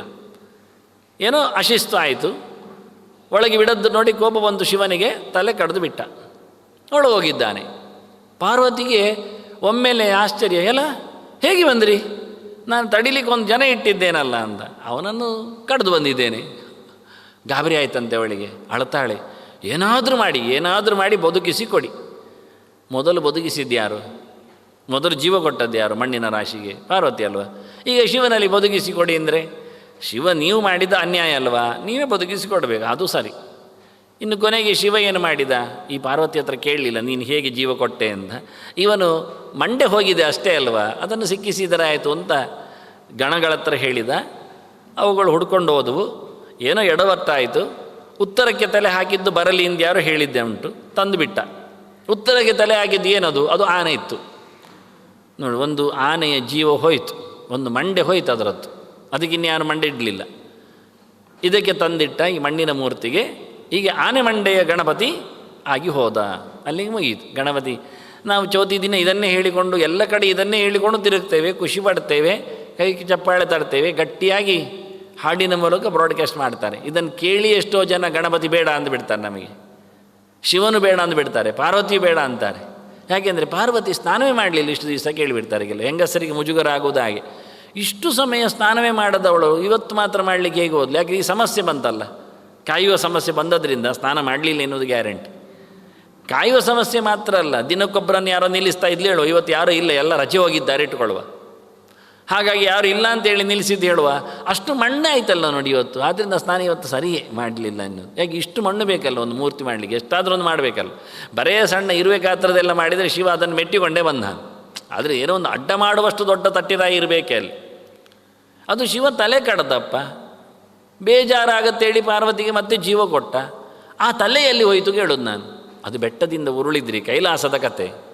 ಅದು ಶೂಲದಲ್ಲಿ ತರಬಹುದಲ್ಲ, ಮತ್ತೆ ಎಲ್ಲಿ ಬಿಸಾಡಿದ್ರು ಶೂಲ ಕುಕ್ಕಿಕೊಂಡು ಬರುತ್ತೆ ಎನ್ನುವುದು ಸತ್ಯ. ಮತ್ತು ಶಿವನಿಗೆ 10 ಕಣ್ಣುಗಳು 25 ತಲೆಗಳು, ಅದು 3 ಬಾರಿ ಮಾಡಿದರೆ 75 ಕಣ್ಣುಗಳೆಲ್ಲವರು ಎಲ್ಲಿ ಬಿದ್ದಿದೆ ಏನಾಗಿದೆ ಗೊತ್ತಾಗೋದಿಲ್ವ? ಮನೋಭಿಮಾನಿ ಬೇರೆ, ಅವನ ಮನಸ್ಸಿಗೆ ಹೊಳೆಯುತ್ತೆ ಅದು ಎಲ್ಲಿದೆ ಅಂತ. ಅದು ಬಿಟ್ಟು ಆನೆ ತಲೆ ಇಡಬೇಕಾ? ಆ ಮಗುವಿನ ಮಂಡೆ ಹೇಗಾಗಬೇಡ ಏನಾದರೂ ಆ ಎತ್ತರದ ದೊಡ್ಡದ ಮಂಡೆ ಇಟ್ಟರೆ. ಅದು ಗಣಗಳಿಗೆಲ್ಲ ತಲೆ ಉಂಟು, ಸ್ಪ್ಯಾರುಗಳುಂಟು ಗಣಗಳು, 3 ತಲೆ 2 ತಲೆ 1 ತಲೆ 4 ತಲೆ ಇಂಥದ್ದೆಲ್ಲ ಬೇಡ. ಶಿವನಿಗೆ 5 ತಲೆ ಉಂಟಲ್ಲ. ಬ್ರಹ್ಮನದ್ದೊಂದು ತಲೆ ತೆಗೆದು ಗೊತ್ತವನಿಗೆ ತಂದು 1 ತಲೆ ತೆಗೆದು ಇಡಬಹುದಿತ್ತಲ್ಲ. ಏನಾದರೂ ತನ್ನ ಆತ್ಮೀಯನಿಗೆ, ಪಾರ್ವತಿಯ ಪ್ರೀತಿ ಪುತ್ರನಿಗೆ ತನ್ನ ತಲೆ ಕೊಟ್ಟರೆ ಸ್ವಲ್ಪ ವಿಶೇಷ ಅಂಶ ಇರ್ತದೆ ಪೂಜೆಗೆ ಪುನಸ್ಕಾರಕ್ಕೆ ಎಲ್ಲ. ಅದು ಹೊರತುಪಡಿಸಿ ಇಷ್ಟೆಲ್ಲ ಅಧ್ವಾನ ಮಾಡಿಕೊಂಡು ಅಂತೂ ನಮಗೆ ಗಣಪತಿ ಸಿಕ್ಕಿದ ಬಿಡಿ. ಈಗ ಗಣಪತಿ ಯಾರ ಮಗ? ಪಾರ್ವತಿಯ ಮಗ. ಶಿವನ ಮಗ ಆಗೋದು ಹೇಗೆ? ಅವಳು ತಯಾರು ಮಾಡಿ ಆಗಿತ್ತು ಶಿವ ಬರುವಾಗ. ಈಗ ಶಿವನಿಂದ ಆದದ್ದು ಕಥೆಯನ್ನು ಕೇಳಿದರೆ ಮಂಡೆ ಪ್ರಧಾನ ಅಷ್ಟೇ. ಮಂಡೆ ಕೊಟ್ಟವನು ಯಾರು ಕೇಳಿದರೆ ಶಿವ ಅಷ್ಟೇ, ಹೊರತು ದೇಹ ಕೊಟ್ಟವನು ಜೀವ ಕೊಟ್ಟವನು ಶಿವ ಅಲ್ಲ. ಶಿವ ಕಸಿ ಮಾಡಿದ, ತಲೆ ಕಸಿ ಮಾಡಲಿಕ್ಕೆ ಶಿವ ಹುಷಾರಿದ್ದಾನೆ. ಯಾಕೆ ಇದು ಒಂದೇ ಕಥೆ ಅಲ್ಲ, ದಕ್ಷನ ಕಥೆಯಲ್ಲಿ ಮಾಡ್ತಾನೆ. ದಕ್ಷನ ಯಜ್ಞದಲ್ಲಿ ದಕ್ಷನನ್ನು ಮುಗಿಸಿದ, ಕೊನೆಗೆ ಪ್ರಾರ್ಥನೆ ಮಾಡಿಕೊಂಡದ್ದಕ್ಕೆ ಹೇಳಿಕೊಂಡ, ಯಜ್ಞಕ್ಕೋಸ್ಕರ ಆಹುತಿ ಕೊಡಲಿಕ್ಕೆ ಆಡುವನ್ನು ಕಟ್ಟಿದ್ದೀರಲ್ಲ ಅದರ ಮಂಡೆಯನ್ನು ಇಡಿ ಅವನಿಗೆ ಅಂತ. ಅಲ್ಲಿ ಆದರೆ ದಕ್ಷನ ತಲೆ ಇರಲಿಲ್ಲ, ಅದನ್ನು ಹೋಮ ಮಾಡಿ ಆಗಿದೆ, ಅಗ್ನಿಕುಂಡಕ್ಕೆ ಹಾಕಿಬಿಟ್ಟಿದ್ದಾರೆ. ಅಗ್ನಿಕುಂಡಕ್ಕೆ ದಕ್ಷನ ತಲೆ ಹೋಗಿದೆ ಹೊರತು ಪಾರ್ವತಿಯ ದೇಹ ಬೀಳಲಿಲ್ಲ, ಸತಿಯ ದೇಹ ಆಗ ಸತಿ ಇಲ್ಲ ಅವಳು. ಸತಿ ಎಂದೂ ಯಜ್ಞಕುಂಡಕ್ಕೆ ಹಾರಲಿಲ್ಲ. ಅನೇಕ ಕಡೆಯಲ್ಲಿ ಅದರ ಮಾತನ್ನು ಹೇಳ್ತಾರೆ. ಬ್ರಹ್ಮಪುರಾಣವೂ ಮಾತಾಡಿದ್ದೆ ಹಾಗೆ, ಭಾಗವತವೂ ಹೇಳ್ತದೆ. ಈಗ ನಾವೇನು ಮಾಡ್ತೇವೆ ಅಂದರೆ ಅವಳು ಅಗ್ನಿಕುಂಡಕ್ಕೆ ಹಾರಿದ್ದು ಅಂತ ಮಾಡ್ತಾರೆ ಕೆಲವರು. ಅದು ತಪ್ಪು. ಅವಳು ಯೋಗಾಗ್ನಿಯಿಂದ ತನ್ನನ್ನು ಭಸ್ಮ ಮಾಡಿಕೊಂಡಿದ್ದಾಳೆ, ಏನೂ ಇಲ್ಲ ಅವಳು. ಇನ್ನು ಕೆಲವರು ಅವಳು ಸತ್ತ ಕಳೇಬರವನ್ನು ಹೊತ್ತುಕೊಂಡು ಶಿವ ಎಲ್ಲೆಲ್ಲಿ ತಿರುಗಿದ್ದಾನೆ, ಎಲ್ಲೆಲ್ಲಿ ಅವಳ ಕಳೇಬರದ ತುಂಡುಗಳು ಕಳಚಿವೆ, ಆ ಬಿದ್ದ ತಾಣಗಳೆಲ್ಲ ಶಕ್ತಿ ಕೇಂದ್ರ ಆಗಿದೆ ಅಂತ ಹೇಳಿಕೊಂಡು ತಿರುಗುವವರಿದ್ದಾರೆ. ಇಲ್ಲಿ ಕೈ ಬಿದ್ದಿದೆ, ಇಲ್ಲಿ ಕಾಲು ಬಿದ್ದಿದೆ, ಇಲ್ಲಿ ನಡು ಬಿದ್ದಿದೆ ಎಲ್ಲ ಹೇಳಿಕೊಂಡು ಪೂಜೆ ಪುನಸ್ಕಾರ ಮಾಡ್ತಾ ಇಡೀ ಭಾರತದಾದ್ಯಂತ ನಡೆಸ್ತಾರೆ ಶಾಕ್ತರು. ಅದು ಯಾವ ಅರ್ಥದಲ್ಲಿ ಎಲ್ಲಿ ಗೊತ್ತಿಲ್ಲ. ಅದು ಪುರಾಣದಲ್ಲಿ ಸತಿಯ ಆ ಬಗೆಯ ಕಥೆಯೇ ಇಲ್ಲ. ಅವನು ಹೊತ್ಕೊಂಡದ್ದು ಇಲ್ಲ, ಮತ್ತು ಆಕೆ ಭಸ್ಮವಾಗಿ ಹೋದದ್ರಿಂದ ಆ ಕಳೆಬರ ಸಿಗುವುದಿಲ್ಲ, ಇರಲಿ. ಹಾಗೆ ಇಲ್ಲಿ ನೋಡಿಕೊಂಡಾಗ ಇದು ಪುತ್ರ ಯಾರದ್ದು? ಶಿವಪುತ್ರ ಅಂತ ಹೇಳಲಿಕ್ಕೆ ಆಗೋದಿಲ್ಲ. ನಾವು ಪೂರ್ತಿ ಪಾರ್ವತಿ ಪುತ್ರ ಆಗಿದ್ದಾನೆ. ತಲೆ ಮಾತ್ರ ಅವನು ಕೊಟ್ಟಿದ್ದಾನೆ. ಪ್ರಾಣಿ ಅಂಗ ಕಸಿ ಮಾಡುವುದು ಅವನಿಗೇನು ದೊಡ್ಡ ಸಂಗತಿಯೆಲ್ಲ, ಮಾಡಿದ್ದಾನೆ ದಕ್ಷನ ಸೃಷ್ಟಿಯಂತೆ. ಹೀಗೆ ಬಹಳ ದೊಡ್ಡ ಆಕ್ಷೇಪದಲ್ಲಿ ಉತ್ತರ ಕೊಟ್ಟರೆ ಇಲ್ಲಿ ಹೇಳ್ತಾರೆ, ಆಕಾಶ ಸೃಷ್ಟಿ ಮಾಡಿದವ ಪಂಚಭೂತಗಳಲ್ಲಿ ಮೊದಲನೆಯ ಭೂತ ಅದು ಆಕಾಶ. ಆದ್ದರಿಂದ ಅವನಿಗೆ ಮೊದಲ ಮನೆ ಪೂಜೆ. ಭೂತಗಳಲ್ಲಿ ಮೊದಲ ಭೂತ ಪ್ರಥಮ ಸುಪೂಜ್ಯಂ. ಅವನಿಗೆ ಮೊದಲ ಪೂಜೆ ಯಾಕೆಂದರೆ ಅವನು ಮೊದಲ ಭೂತನಾದ್ದರಿಂದ ಭೂತಗಣಾದಿ ಸೇವಿತಂ ಅಂತ. ಈ ಪಂಚಭೂತಗಳ ಆದಿಯಲ್ಲಿ ಸೇವಿತ. ಭೂತಗಣಾದಿ ಸೇವಿತಂ, ಭೂತಗಣೆ ಮುಂತಾದಲ್ಲ, ಭೂತಗಣೆ ಆದೌ ಸೇವಿತ ಅಂತ. ಮೊದಲು ಎಲ್ಲರಿಂದಲೂ ಪೂಜನೀಯನಾದನು, ಮತ್ತೆ ಮುಂದಿನವರ ಸೃಷ್ಟಿಯಾದವು. ಅಂದರೆ ವಿನಾಯಕ ಇಲ್ಲಿ ಸ್ಥೂಲವಾಗಿ ಸೃಷ್ಟಿಯಾಗಿದ್ದಾನೆ. ಪಾರ್ವತಿಯೂ ಒಂದು ಸರ್ತಿ ಕತೆ ಮಾಡಿಕೊಂಡಾಗ ಹಾಗೆ ಮಾಡಿಕೊಂಡ್ಳು. ಪುನಃಸೃಷ್ಟಿಯನ್ನು ಹೇಳುವುದಕ್ಕೇನಂತ. ಪುನಃಸೃಷ್ಟಿ ಹೇಳಿದರೆ ಮೊದಲು ಹುಟ್ಟುವಾಗ ವಿನಾಯಕನಿಗೆ ಆನೆ ಮಂಡೆ ಬಂದಿತ್ತ? ದೇವತೆಗಳಿಗೆ ಯಾವ ರೂಪಗಳು ಬರ್ತಾವೆ, ಸ್ವಚ್ಛವಾದ ರೂಪ ಇದೆ. ಈಗ ಬಿಡಿ, ಗಣಪತಿ ಕೃಷ್ಣನಲ್ಲಿ ಹುಟ್ಟಲಿಲ್ವಾ? ಚಾರುದೇಶನಾಗಿ ಅಲ್ಲ, ಸುಬ್ರಹ್ಮಣ್ಯ ಸಾಂಬನಾಗಿ ಹುಟ್ಟಲಿಲ್ವಾ? ಅವನೇನಲ್ಲಿ ಕುಮಾರ ಅಲ್ಲ, ಬ್ರಹ್ಮಚಾರಿ ಅಲ್ಲವ. ಯಾದವರಾಗಿ ಬಂದಾಗ ಚಾರುದೇಶನ ಹೇಗಿದ್ದಾನೆ? ಆನೆ ಸೊಂಡಿಲು ತಂದಿದ್ದಾನ? ಇಲ್ಲ, ಯಾದವರು ಕ್ಲೀನ್ ಚೆನ್ನಾಗಿದ್ದಾನೆ ಅವನು. ಅವತಾರಗಳಲ್ಲಿ ಬಂದಾಗ ಈಗ ಅಶ್ವತ್ಥಾಮ ಬಂದಿದ್ದಾನೆ, 5 ಮೊರೆ ಹೊತ್ತಿದ್ದಾನ? ಶಿವನಾಗಿ ಕೂತಿದ್ದಾನವ 3 ಕಣ್ಣೆಲ್ಲ? ಇಲ್ಲ. ಅವತಾರ ರೂಪಗಳಲ್ಲಿ ಯಾವ ರೂಪದಲ್ಲಿ ಅವರು ಕಾಣಬಹುದು. ಅಂದ ದೇವತಾ ರೂಪಗಳಲ್ಲಿ ಸೃಷ್ಟಿಯಾದಾಗ ವಿನಾಯಕನಾಗಿ ಮೊದಲು ಬಂದಾಗ ಸ್ಪಷ್ಟವಾಗಿಯೇ ಇದ್ದ. ಈ ಕಥೆಯಿಂದಾಗಿ ಅವನ ಆನೆಮಂಡೆಯನ್ನೂ ಪಡೆಯುವವನಾದ. ಅದು ಯಾಕೆ ಕೇಳಿದರೆ, ಆತ ಭಗವಂತನ ವಿಶ್ವರೂಪದ ಉಪಾಸಕ. ವಿಶ್ವ, ತೈಜಸ, ಪ್ರಾಜ್ಞಾ ಅಂತ ಭಗವಂತನ 3 ರೂಪಗಳಿವೆ. ವಾಸುದೇವ, ಸಂಕರ್ಷ, ಪ್ರದ್ಯುಮ್ನ, ಅನಿರುದ್ಧ 4 ರೂಪದಂತೆ ದೇವರದ್ದು 3 ವ್ಯೂಹ ರೂಪಗಳು. ಅದರಲ್ಲಿ ವಿಶ್ವರೂಪ ಎನ್ನುವುದು ಮನುಷ್ಯನ ಆಜ್ಞಾಚಕ್ರದಲ್ಲಿ ಕಣ್ಣಿನ ನಡುವೆ ಭ್ರೂ ಮಧ್ಯದಲ್ಲಿ ಇದ್ದಾನೆ. ಎಚ್ಚರದ ದೇವತೆಯಾಗಿದೆ, ನಮಗೆ ಎಚ್ಚರ ಕೊಡುವವನವನು. ಕನಸನ್ನು ಭರಿಸುವವನು ತೈಜಸ್ಸನಾಗಿ ಕಂಠಮೂಲದಲ್ಲಿದ್ದಾನೆ. ಪ್ರಾಜ್ಞನಾಗಿ ಹೃದಯ ಮಧ್ಯದಲ್ಲಿ ಇದ್ದಾನೆ. ಆದ್ದರಿಂದ ಕೃಷ್ಣನ ಕಥೆಯಲ್ಲಿ ಪ್ರಾಜ್ಞಂ ಯದಾ ಲಿಂಗತಿ ಅಂತ ಬರುವಂಥದ್ದು. ಅವನು ಅಮ್ಮನ ಹತ್ರ ಮಮ್ಮು ಕೇಳಿದ, ಅದಕ್ಕೆ ಯಶೋದೆ ಹೇಳಿಬಿಟ್ಲು, ಈಗ ಕೊಟ್ಟದ್ದಲ್ಲ ಈಗ ನಿನಗೆ, ಇನ್ನೂ ನಿದ್ದೆ ಮಾಡಿ ಎದ್ದ ನಂತರ ಕೊಡಲಿಕ್ಕೆ ಅಂತ ಹೇಳ್ತಾಳೆ. ನಿದ್ರೆ ಅಂದರೆ ಎಂತ ಕೇಳಿದ ಕೂಡಲೇ? ನಿದ್ರೆ ಅಂದರೆ ಕಣ್ಣು ಮುಚ್ಚುದು ಅನ್ಲವಳು. ಕಣ್ಣು ಮುಚ್ಚಿದ, ಅಮ್ಮ ಕಣ್ಣು ಮುಚ್ಚಿ ಆಯ್ತಲ್ಲ, ಮಮ್ಮು ಕೊಡು. ಕಣ್ಣು ಮುಚ್ಚಿದರೆ ಸಾಲದು, ಪ್ರಾಜ್ಞನನ್ನು ಆಲಿಂಗನೆ ಮಾಡಲಿಕ್ಕುಂಟು ಹೇಳ್ತಾಳವಳು. ನಿದ್ರಾಕಾಂಬ ನಿಮೀಲಿತಾಕ್ಷಿಯುಗಲ ಪ್ರಾಜ್ಞಂ ಸಮಾಲಿ. ಅದು ಕೇಳಲಿಕ್ಕೆ ಪ್ರಾಜ್ಞನನ್ನು ಆಲಿಂಗಿಸಿ ಹೇಳಿದವೋ ಅದು ನಾನೇ ಹೇಳಿ ಗಟ್ಟಿ ಆಲಿಂಗನೆ ಮಾಡಿಕೊಂಡ, ಕಣ್ಣು ಮುಚ್ಚಿಕೊಂಡ ತಾನೇ. ಅಮ್ಮ ಪ್ರಾಜ್ಞನನ್ನು ಆಲಿಂಗಿಸಿ ಆಯಿತು, ಇನ್ನು ಮಮ್ಮು ಕೊಡ್ಬೋದಲ್ಲ ಅಂತ. ಅಂದರೆ ತಾನೇ ಪ್ರಾಜ್ಞಾಲಿಂಗನದಲ್ಲಿ ನಿದ್ದೆ ಇದೆ ಎನ್ನುವ ಎಲ್ಲ ತತ್ವಗಳನ್ನು ತೋರಿಸಿಕೊಟ್ಟ ಲೀಲೆಯಲ್ಲಿ ಅವನು. ಅದರಿಂದ ಪ್ರಾಜ್ಞ ಹೃದಯ ಮಧ್ಯದಲ್ಲಿ ಜೀವನ ಆಲಿಂಗನದ ಜೊತೆಯಲ್ಲಿ ಕೂತಿರ್ತಾನೆ, ನಿದ್ದೆಯನ್ನು ಭರಿಸ್ತಾನೆ. ಇದು ಸ್ವಪ್ನವನ್ನು ಕಂಠದಲ್ಲಿ ಬಂದಾಗ ತೇಜಸ ತರಿಸ್ತಾನೆ. ವಿಶ್ವನಿಗೆ 19 ಮೋರೆ, ನಡುವಿನ ಮೋರೆ ಆನೆಯದ್ದು, ಉಳಿದದ್ದೆಲ್ಲ ಸಾಮಾನ್ಯವಾದ್ದೆ ದೇವತಾಕಾರದ್ದೇ. ತೈಜಸ್ಸನು ಅದೇ ರೀತಿ ಇದ್ದಾನೆ, 4 ಕೈ ಇದೆ, 19 ಮೋರೆ ಇದೆ, 1 ಮೋರೆ ಮಾತ್ರ ಆನೆದ್ದಿದೆ, ಮತ್ತೆಲ್ಲ 2 ಕಾಲು ಸರಿ ಇದೆ. ಪ್ರಾಜ್ಞನಿಗೆ ಮಾತ್ರ ಹಾಗಿಲ್ಲ. ಪ್ರಾಜ್ಞನಿಗೆ ಒಂದೇ ತಲೆ, 4 ಕೈ, 2 ಕಾಲು, ಸೊಂಡಿಲಿಲ್ಲ, ಏನಿಲ್ಲ. ಆದ್ದರಿಂದ ಇದು 2 ರೂಪಗಳು, ವಿಶ್ವ ಮತ್ತು ತೈಜಸ ರೂಪಗಳು, ಅನೇಕ ತಲೆಗಳುಳ್ಳವುಗಳು, ನಡುವೆ ಆನೆ ತಲೆ ರೂಪಗಳು. ಈ ರೂಪವನ್ನು ಉಪಾಸನೆ ಮಾಡಿದ್ರಿಂದ ಗಣಪತಿಗೆ ಆನೆ ಮಂಡೆ ಬಂದದ್ದು. ಹಾಗಾಗಿ ಆನೆ ಮಂಡೆ ಬಂದದ್ದು ಅವನದ್ದು ದುರ್ದೈವ ಅಲ್ಲ, ಅವನ ನಿಜವಾಗಿ ಸುದೈವ. ಅದು ಭಗವಂತನ ಆರಾಧನೆ ಹೀಗೆ ಮಾಡಿದ್ದಕ್ಕೆ ಅವನಿಗೆ ಆನೆಯ ತಲೆ. ಅದರಿಂದ ಸಂಭ್ರಮಿಸ್ತಾನವನು ಹೊರತು ಕಷ್ಟಪಡುವುದಿಲ್ಲ. ಇದನ್ನು ಉಲ್ಲೇಖ ಮಾಡಲಿಕ್ಕೋಸ್ಕರ ಈ ಕತೆ ಮಾಡಿ ತೋರಿಸಿದರು. ಇಷ್ಟೆಲ್ಲ ಕತೆ ಅರ್ಥ ಆಗ್ತಾ ಬಂತು, ಆದರೆ ಮೈಯ ಮಣ್ಣಿನದ್ದೊಂದು ಕತೆ ಗೊತ್ತಾಗ್ತಾ ಇಲ್ಲ ನಮಗೆ. ಅದನ್ನು ಮತ್ತೆ ಹೇಳುವ, ಮುಂದುವರಿಸಿದಾಗ ಮತ್ತೆ ಹೇಳುತ್ತೆ. ಯಾರೆಲ್ಲ ಸೃಷ್ಟಿಯಲ್ಲಿ ಬಂದರು ಅಂದಾಗ ಆಕಾಶ ಆಯಿತು. ಆಕಾಶದ ನಂತರದಲ್ಲಿ ವಾಯು ಬಂದ, ವಾಯುಪುತ್ರ ಮರೀಚಿ ಸೃಷ್ಟಿಯಲ್ಲಿ ಬಂದ. ವಾಯುವಿನ ನಂತರದಲ್ಲಿ ಬೆಂಕಿ ಬಂದ, ಬೆಂಕಿ ಮಗ ಪಾವಕ ಅಲ್ಲಿ ಬಂದ. ಪಾವಕ, ಪವಮಾನ, ಶುಚಿ ಅಂತ ಬೆಂಕಿಯ 3 ಮಕ್ಕಳು, ಅಗ್ನಿಯ ಪ್ರಧಾನ ಅಗ್ನಿಯ 3 ಮಕ್ಕಳು. ಅವರು ಹವ್ಯವಾಹ, ಕವ್ಯವಾಹ ಮತ್ತು ಅಸುರವಾಹರು ಅಂತ 3ನೇ ಜನ. ಶುಚಿ ಎನ್ನುವವ ಅಸುರರಿಗೆ ಆಹುತಿಯನ್ನು ತಗೊಂಡೋಗಿ ಕೊಡುವವನಿದ್ದಾನೆ ಅಗ್ನಿಯ ಪುತ್ರರಲ್ಲಿ. ಇಲ್ಲಿ ಅವನಲ್ಲ, ಇಲ್ಲಿ ಪಾವಕನಿದ್ದಾನೆ. ಅಗ್ನಿಯ ನಂತರದಲ್ಲಿ ಮತ್ತಿರುವಂಥದ್ದು ನೀರು. ನೀರಿನ ಒಡೆಯನಾದಿಕೂತವನು ಬುಧ ಇದ್ದಾನೆ, ಸಲಿಲಪತಿ, ನಿನ್ನೆಯ ವಾರದ ಅಧಿದೇವತೆ, ಚಂದ್ರನ ಮಗ.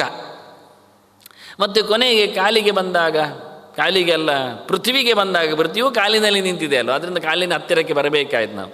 ಪೃಥ್ವಿಗೆ ಬಂದಾಗ ಅಲ್ಲಿ ಮಣ್ಣಿರುವುದು, ಅಲ್ಲಿಗೆ ಬಂದಾಗ ಶನಿ ಇದ್ದಾನೆ. ಪೃಥ್ವಿ ದೇವತೆ ಇದ್ದಾಳೆ, ಭೂದೇವಿ ಇದ್ದಾಳೆ. ನಾರಾಯಣನ ಮಡದಿ ಅಲ್ಲ ಭೂದೇವಿ. ವರಾಹನಿಂದ ಉದ್ಧತಳಾದವಳು ಸತ್ಯವೇ. ನರಕನ ತಾಯಿ ಹೌದೇ. ವಾಸ್ತುವನನ್ನು ಹೆತ್ತವಳು ಸರಿಯೇ. ಮತ್ತು ಮಂಗಳನ ತಾಯಿ ಅಲ್ಲ. ಈ ಕುಜ ಶಬ್ದದಿಂದ ಕೆಲವರಿಗೆ ಕನ್ಫ್ಯೂಸ್. ತಮ್ಮ ಪುಟಗಳಲ್ಲೆಲ್ಲ ಬರೆದಾಕಿ ಬಿಡ್ತಾರೆ ಅವರು. ಕುಜ ಅಂದರೆ ವರಾಹನ ಮಗ, ಮಂಗಳ ಇದ್ದಾನೆ ಅಂತ. ಇದು ಯಥಾರ್ಥವಾದ ಅರಿವು ಮಂಗಳನ ಬಗ್ಗೆ, ಗ್ರಹದ ಬಗ್ಗೆ ಅಂತ. ಅದು ತಪ್ಪೇ, ಸರಿ ಇಲ್ಲ. ಕುಜ ಶಿವನ ಮಗ ಆಗಿದ್ದಾನೆ ಹೊರತು ವರಾಹನ ಮಗ ಅಲ್ಲ. ಅವನ ಹೆಸರು ಕುಜ ಅಂತ ಸರಿಯಾಗಿ ಭೂಮಿಯಿಂದ ಹುಟ್ಟಿದ್ದೆ ಎನ್ನುವುದ ಅರ್ಥದಲ್ಲಿ ಸರಿ, ಆದರೆ ವರಾಹನಿಂದ ಹುಟ್ಟಲಿಲ್ಲ. ಹೀಗೆ ನೆಲಕ್ಕೆ ಒಡೆಯತಿಯಾದ ಪೃಥ್ವೀ ದೇವಿ, ಭೂದೇವಿ ಜೊತೆಯಲ್ಲಿ ಶನಿ ಗ್ರಹದಲ್ಲಿ ಬಂದಾಗ, ಆದ್ದರಿಂದ ನೆಲದ ಒಡೆಯನಾಗಿ ಶನಿ ಇರಲಿಕ್ಕೆ ಹೋಗಿ ಕಾಲಿಗೆ ಹೆಚ್ಚವನು ತನ್ನ ಪ್ರಭುತ್ವವನ್ನು ತೋರಿಸ್ತಾನೆ, ಹೆಚ್ಚು ಕಡಿಮೆ ಶಂ ನಯತಿ ಅಪನಯತಿ, ಸುಖವನ್ನು ಅಲ್ಲಿಂದ ತಪ್ಪಿಸ್ತಾನವನು. ಎಲ್ಲರೂ ಹೇಳೋದು ಕಾರ್ಬಾರ್ ಹೇಗೆ ಉಂಟು ಅಂತ ಕೇಳೋದಲ್ವ, ಅದೇ ಕಾಲಿಗೆ ಸ್ವಲ್ಪ ಹೊಡೆದು ಕಾರ್ಬಾರ್ ಕಮ್ಮಿ ಮಾಡ್ತಾನೆ, ಹೆಚ್ಚು ಕಡಿಮೆ ಆಗದಂತೆ ನಡೆಯುವುದರಲ್ಲಿ ಹೆಚ್ಚು ಕಡಿಮೆ ಮಾಡ್ತಾನೆ. ಹೀಗೆ ವಿಚಿತ್ರವಾದಂತಹ ಸನ್ನಿವೇಶಕ್ಕೆ ಅನುಗುಣವಾಗಿ ಇವರೆಲ್ಲ ಸೃಷ್ಟಿಯಾದರು. ಇದರೊಟ್ಟಿಗೆ ಶಬ್ದಸ್ಪರ್ಶ ರೂಪರಸಗಂಧಗಳು ಶಿವನ ಪುತ್ರರೇ.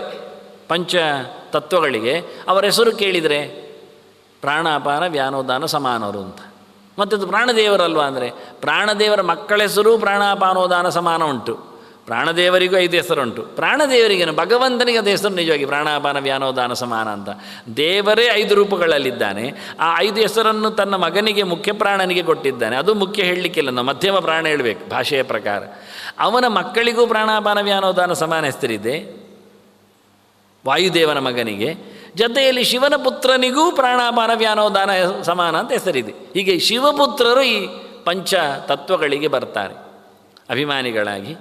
ಇನ್ನೂ ಹೆಚ್ಚಿನ ಮೇಲಿನವರ ಸೃಷ್ಟಿಯಲ್ಲಿ ಆಗುವಾಗ ಸುಪರ್ಣಿ ವಾರುಣಿ ಪಾರ್ವತಿಯವರು ಇಲ್ಲಿ ಸಿಗ್ತಾರೆ, ಹುಟ್ಟಿ ಬರ್ತಾರೆ. ಅಲ್ಲಿ ಬಂದಾಗ ಶಬ್ದಾದಿ ಪಂಚ ತನ್ಮಾತ್ರೆಗಳಿಗೆ ಇಬ್ಬರಿಬ್ಬರು. ಪಾರ್ವತಿ ಗಂಧಾಭಿಮಾನಿ ಇದ್ದಾಳೆ, ಮತ್ತು ಶಬ್ದಸ್ಪರ್ಶ ರೂಪ ರಸಗಳಿಗೆ ಸುಪರ್ಣಿ ಮತ್ತು ವಾರುಣಿಯರಿದ್ದಾರೆ. ಗರುಡನ ಮಡದಿ, ಶೇಷನ ಮಡದಿ ಮತ್ತು ಶಿವನ ಮಡದಿ. ಇದು ಶಿವನಿಂದ ಸೃಷ್ಟಿಯಲ್ಲಿ, ಅದಕ್ಕಿಂತ ಹಿಂದೆ ಶಿವನಿಂದ ಸೃಷ್ಟಿಯಾದರೂ ಏನು ತಪ್ಪಿಲ್ಲ, ಶಿವನಿಗಿಂತ ಕೆಳಗಿನ ತತ್ವಗಳೇ ಇವರೆಲ್ಲ ಮಡದಿಯರು. ಅದರ ಮಧ್ಯೆಯಲ್ಲಿಯೂ ಕೃಷ್ಣನ ಮಡದಿಯರು ಬಂದು ಹೋಗ್ತಾರೆ. ಹಾಗಾಗಿ ಇನ್ನೂ ತಡದಲ್ಲಿದ್ದಾರೆ, ಅವರು ದೂರದಲ್ಲಿದ್ದಾರೆ. ವೆರಿ ನೆಸ್ಟ್ ಅಲ್ಲ, ನಾರಾಯಣನ ನೆಸ್ಟೇ ಲಕ್ಷ್ಮಿ, ಚತುರ್ಮುಖನ ವೇರೆ ನೆಸ್ಟೇ ಸರಸ್ವತಿ. ಮಧ್ಯೆಯಲ್ಲಿ ಯಾರು ಬರೋದಿಲ್ಲ. ಗಂಡ ಹೆಂಡತಿಗೆ ಒಂದೇ ಅಂತರ, ಒಂದು ಸ್ಟೇಜ್ ಮಾತ್ರ. ಹಾಗೆ ಗರುಡ ಶೇಷ ರುದ್ರರಿಗೆ ಸುಪರ್ಣಿ ವಾರುಣಿ ಪಾರ್ವತಿಯರ ಕೇಳಿದರೆ ಅದು ಮಾತ್ರ ಅಲ್ಲ. ಅಲ್ಲಿ ಸ್ವಲ್ಪ ಬ್ರೇಕ್. ಅಲ್ಲಿ ಮಧ್ಯದಲ್ಲಿ ಕೃಷ್ಣನ 6 ಮಹಿಷಿಯರು ಪಾಸ್ ಆಗ್ತಾರೆ. ಷಣ್ಮಹಿಷಿಯರ ಹಂತ ಎಲ್ಲಿ ಕೇಳಿದರೆ ಗರುಡ ಮತ್ತು ಮಡದಿಯ ನಡುವೆ, ಅಂದರೆ ಮಡದಿಗಿಂತ ಮೇಲಿದ್ದಾರೆ. ಗರುಡನ ಮಡದಿಗರಿಗಿಂತ ಕೃಷ್ಣನ ಷಣ್ಮಹಿಷಿಯರು ಮೇಲಿದ್ದಾರೆ. ಏನು ಎಲ್ಲರೂ ಜೀವರೇ, ಷಣ್ಮಹಿಷಿಯರು ಜೀವರೇ ಇದ್ದಾರೆ, ಸುಪರ್ಣಿ ವಾರುಣಿ ಪಾರ್ವತಿಯರು ಜೀವರೇ ಇದ್ದಾರೆ. ದೇವರು ಯಾರು ಅಲ್ಲ, ದೇವರು ಒಬ್ಬನೇ, ಏಕೋ ದೇವ, ನೆನಪಿಟ್ಕೊಳ್ಳಿ. ಅದು ಉಳಿದವರೆಲ್ಲ ಜೀವರೇ. ಆದರೆ ನಾವು ಅವರನ್ನು ದೊಡ್ಡ ಜನ ಅಂತ ಕರೀಲಿಕ್ಕೆ ದೇವತೆಗಳು ಅನ್ನೋದು, ದೇವರನ್ನು ತಿಳಿದವರು ಅಂತ ಸ್ಪಷ್ಟ ಹೇಳುವುದಾದರೆ ಹಾಗೆ ಹೇಳಬೇಕು. ನಾವು ಆಂಜನೇಯ ದೇವರು, ಗರುಡ ದೇವರು ಹಾಗೆಲ್ಲ ಬರೀಲಿಕ್ಕೆ, ಶೇಷ ದೇವರು ಹಾಗೆಲ್ಲ ಬರೀಲಿಕ್ಕೆ ಆಗೋದಿಲ್ಲ. ಸೈದ್ಧಾಂತಿಕವಾಗಿ ಬರೆದರೆ ಶೇಷ ದೇವತೆ, ಗರುಡ ದೇವತೆ ಬರಿಬೇಕು. ಎಲ್ಲ ಜೀವರೇ ಅವರು. ದೇವರು ನಾರಾಯಣ ಮಾತ್ರ ದೇವ ಬರೀಲಿಕ್ಕೆ, ದೇವರು ಬರೀಲಿಕ್ಕೆ. ಆದರೆ ನಮ್ಮದು ಭಾಷೆಯಲ್ಲಿ ವ್ಯವಹಾರದಲ್ಲಿ ಉಂಟು, ಶಾಸ್ತ್ರ ಭಾಷೆಯಲ್ಲಿ ಉಂಟು ದೇವಶಬ್ದ, ಇಲ್ಲೇನಲ್ಲ. ಅದರಿಂದ ಅವರು ಹೇಳಲಿಲ್ವಾ ಅಂತ ಕೇಳಬೇಡಿ, ಅವರು ಹೇಳುವ ಅರ್ಥ ಬೇರೆ ಇರ್ತದೆ. ಅವರು ದೇವರನ್ನು ಜೀವ ಅಂತ ಕರೀತಾರೆ. ಅಂದಕ್ಷಣ ನಮ್ಮನ್ನು ಬದುಕಿಸುವವನು ಎನ್ನುವ ಅರ್ಥದಲ್ಲಿ ಜೀವ ಒಂದದ್ದು, ನಮಗೆ ಜೀವ ಹೆಸರು ಎಂಥದ್ದು, ಬದುಕ್ತೇವೆ ಅಂತ ಅರ್ಥದಲ್ಲಿ. ಹಾಗಾಗಿ ನಮಗೂ ಅವರಿಗಿರುವತಕ್ಕ ಶಬ್ದ ನಾನು ಹೇಳಿದಲ್ಲ, ಶ್ರೀಮಂತ ಅಂತ ನಮ್ಮನ್ನು ಯಾಕೆ ಕರೆಯೋದು, ತಿಜೋರಿಯಲ್ಲಿ ದುಡ್ಡುಂಟು ಅಂತ.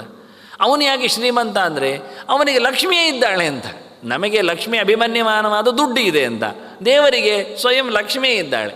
ಆದ್ದರಿಂದ ಅವನ ಶ್ರೀಮಂತ ಶಬ್ದಾರ್ಥ ನಮಗಾಗುವುದಿಲ್ಲ, ಹೇಳಿಕೊಳ್ಳಿಕ್ಕೆ ತೊಂದರೆ ಇಲ್ಲ. ನಾವು ದುಡ್ಡಿನವರೇ, ನಮಗೂ ಲಕ್ಷ್ಮಿ ಸಿಕ್ಕಿದ್ದಾಳೆ ಅಂತ. ಆದರೆ ನಮಗೆ ಸಿಕ್ಕಿದ್ದ ಲಕ್ಷ್ಮಿ ಈ ರೀತಿಯಲ್ಲ, ಆ ರೀತಿ ದ್ರವ್ಯ ರೂಪದಲ್ಲಿ, ಜಡ ರೂಪದಲ್ಲಿ, ಅಲ್ಲಿ ಚಿನ್ಮಯಲಾಗಿ ಸಿಕ್ಕಿದ್ದಾಳೆ ಅವಳು. ಹೀಗೆ ಶಬ್ದಗಳು ಎಲ್ಲೆಡೆ ಮಾತಾಡುವಾಗ ನಾವು ಎಲ್ಲ ಕಡೆಯೂ ಸೋಲ್ತೇವೆ. ಪಾಠ ಕೇಳದಿದ್ದರೆ ಯಾವ ಶಬ್ದವು ನಮ್ಮನ್ನು ಚೆನ್ನಾಗಿ ಮಾತಾಡಿಸುವುದಿಲ್ಲ. ಯಾವತ್ತೂ ಹಾಗೆ, ಎಲ್ಲಿಯೂ ಹಾಗೆ. ಹಾಗೆ ಇಲ್ಲಿ ಭಾಳ ಚಂದವಾಗಿ ಈ ಪಂಚ ತತ್ವಗಳಿಗೆ ಅಭಿಮಾನಿಗಳಾಗಿ ಬಂದಾಗ ಗಂಧಕ್ಕೆ ಒಬ್ಬಳೇ ಪಾರ್ವತಿ ಇರುವುದು.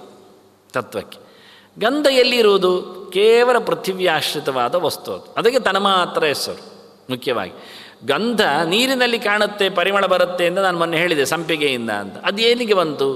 ಮಣ್ಣಿನ ಮರದಲ್ಲೇ ಹುಟ್ಟಿ ಬಂದದ್ದು ಸಂಪಿಗೆ. ಆದ್ದರಿಂದ ಮಣ್ಣು ಸೇರಿದಾಗಲೇ ನೀರು ಪರಿಮಳ ಬಂದದ್ದು.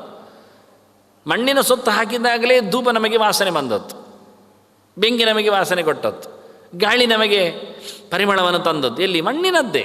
ಮಲ್ಲಿಗೆ ಪರಿಮಳನ ಹೊತ್ತದಂತೆ ಮಲ್ಲಿಗೆ ಮಣ್ಣಿನದ್ದೇ. ಹೀಗೆ ಎಲ್ಲ ಕಡೆಯೂ ಮಣ್ಣಿನ ಸ್ಪರ್ಶ ಬರಲಿಕ್ಕೆ ಕಾರಣ ನೆಲವೇ ಆಗಿದೆ, ಮಣ್ಣೇ ಆಗಿದೆ. ಅದರಿಂದ ಗಂಧ ಇರುವುದು ಮಣ್ಣಿನಲ್ಲಿ. ಅದರಿಂದ ಮಣ್ಣಿನ ಮೈಯವಳು ಪಾರ್ವತಿ, ಅವಳು ತಿಕ್ಕಿ ತೆಗೆದ ಮಣ್ಣಿನಿಂದ ಗಣಪತಿಯನ್ನು ತಂದು. ಇಲ್ಲಿ ಉತ್ತರ ಇರುವುದು. ಅದಕ್ಕೆ ನಾನು ಕೊನೆಗೆ ಹೇಳಿದ್ದೆ, ಗಂಧ ಎಲ್ಲಿದೆ ಕೇಳಿದರೆ ಮಣ್ಣಿನಲ್ಲಿರ್ತಕ್ಕ ಗಂಧಕ್ಕೆ ಅಭಿಮಾನಿ ಆದವಳು. ಮಣ್ಣಿಗೆ ಯಾರು ಅಭಿಮಾನಿ ಹೇಳಿ ಆದ ನಾನು, ಶನಿ ಇದ್ದಾನೆ, ಭೂದೇವಿ ಇದ್ದಾಳೆ. ಅಲ್ಲಿ ಆಶ್ರಿತವಾದ ಗುಣಕ್ಕೆ, ಗಂಧಕ್ಕೆ ಯಾರು ಅಭಿಮಾನಿ ಕೇಳಿದರೆ ಮುಖ್ಯವಾಗಿ ಪಾರ್ವತಿ. ಆದ್ದರಿಂದ ಪಾರ್ವತಿ ತನ್ನ ಮೈಯಲ್ಲಿನ ಮಣ್ಣನ್ನು ತಿಕ್ಕಿ ತೆಗೆದು ತನ್ನ ಮಗನನ್ನು. ಈಗ ತಪ್ಪೇ ಆಗಲಿಲ್ಲ, ಎಲ್ಲ ಸರಿಯೇ. ಅಭಿಮಾನದಿಂದ ನೋಡಿ, ಅಭಿಮಾನಿ ವ್ಯಪದೇಶಸ್ತು ವಿಶೇಷಾನುಗತಿಭ್ಯಾಂ ಹೇಳಿಕೊಂಡು ಅಭಿಮಾನಿಯ ಅಭಿಮಾನಿನಿಯರ ಲೆಕ್ಕಾಚಾರ ಮಾಡಿಕೊಂಡಾಗ ಈ ತತ್ವಗಳಿಗೆಲ್ಲ ಅರ್ಥ ಆಗುತ್ತೆ, ಸೃಷ್ಟಿಗೆ ಕಾರಣ ಸಿಗುತ್ತೆ, ಜೀವ ಕೊಡುವ ಪ್ರಶ್ನೆ ಇಲ್ಲ. ಯಾಕೆ ಅಭಿಮಾನಿ ಅದು ಸ್ವಯಂ ಜೀವವೇ ಉಂಟದರಲ್ಲಿ. ನಮಗೆ ಖಾಲಿ ಒಂದು ಮಣ್ಣನ್ನು ಯಾವತ್ತೂ ತೋರಿಸಲಿಕ್ಕೆ ಬರುವುದೇ ಇಲ್ಲ, ಹೇಳಲಿಕ್ಕಾಗತ್ತೆ ಇದು ಮರ ಅಂತ. ಆದರೆ ಇದು ಮರ ಮಣ್ಣಿನದ್ದಾದ್ದರಿಂದ ಇದರಲ್ಲಿ ಪಾರ್ವತಿಯು ಸಿಗ್ತಾಳೆ, ಭೂದೇವಿ ಬರ್ತಾಳೆ, ಶನಿಯೂ ಇರ್ತಾನೆ, ನಮಗೆ ಕಾಣುವುದಿಲ್ಲ. ದೃಶ್ಯತೇತು ಅಂತಾರೆ ವೇದವ್ಯಾಸರು, ಕಾಣುವವರಿಗೆ ಕಾಣುತ್ತೆ ಅಂತ ಅಲ್ಲಿರುವುದು. ಆ ದೇವತೆಗಳು ಶಕ್ತಿ ವಿಶೇಷದಿಂದ ಕಾಣದಂತೆ ಇದ್ದಾರೆ, ಅವ್ಯಕ್ತವಾಗಿದ್ದಾರೆ. ವ್ಯವಹಾರದಲ್ಲಿ ನಮಗೆ ಆಗುವುದಿಲ್ಲ. ನಮಗೊಂದೊಮ್ಮೆ ಅವರು ಕಂಡ್ರು ತಿಳ್ಕೊಳ್ಳುವ, ನಮಗೆ ಕುರ್ಚಿಯಲ್ಲಿ ಕೂತ್ಕೊಳ್ಳಿಕ್ಕಾಗತ್ತಾಗ? ಮರದ ಅಭಿಮಾನಿ ದೇವತೆಗಳು, ಗಂಧಾಭಿಮಾನಿ ದೇವತೆ ಎಲ್ಲ ನಮಗೆ ಎಲ್ಲ ಜಡ ಪದಾರ್ಥಗಳಲ್ಲಿ ನೀರು ಕುಡಿಯುವಾಗ ಅದರಲ್ಲಿ ವರುಣ ಬುಧ ಎಲ್ಲ ಕಾಣಲಿಕ್ಕೆ ಶುರುವಾದರೆ ನಮೋ ವಸ್ತು ಸರ್ಪೇಭ್ಯ ಏಕೇಚ ಪೃಥ್ವೀ ಮನುಯೇ ಅಂತರಿಕ್ಷ ಹೇಳಿಕೊಂಡು ಎಲ್ಲ ಜೀವಗಳು ಕಾಣಲಿಕ್ಕೆ ಶುರುವಾದರೆ ನಾವು ಕುಡಿಯುವುದು ಹೇಗೆ? ನಾವು ತರಕಾರಿಯಲ್ಲಿ ಇದರಲ್ಲಿ ನೋಡುವಾಗ ಬೇಯಿಸುವುದು ಹೇಗೆ, ಕತ್ತರಿಸುವುದು ಹೇಗೆ? ಅದರಿಂದ ಪ್ರತಿಯೊಂದು ತತ್ಸೃಷ್ಟ್ವಾ ತದೇವಾನು ಪ್ರಾವಿಶತ್ ತದನು ಪ್ರವಿಶ್ಯ ಅಂತರ್ಬಹಿಷ್ಯ ತತ್ಸರ್ವಂ ವ್ಯಾಪ್ಯ ನಾರಾಯಣ ಸ್ಥಿತಃ. ಶುದ್ಧ ನಾರಾಯಣ ಪ್ರಜ್ಞೆ ಅಂತ ಹೇಳಿಕೊಂಡ್ರೆ ಎಲ್ಲೆಡೆ ತುಂಬಿದ ಭಗವಂತನಿದ್ದಾನೆಂದು ಯೋಚನೆ ಮಾಡಿಕೊಂಡ್ರೆ ನಾವು ಒಂದು ಹೆಜ್ಜೆಯೂ ನಡೆಯುವಂತಿಲ್ಲ. ಯಾಕೆ? ನಾರಾಯಣ ಇದ್ದಾನೆ.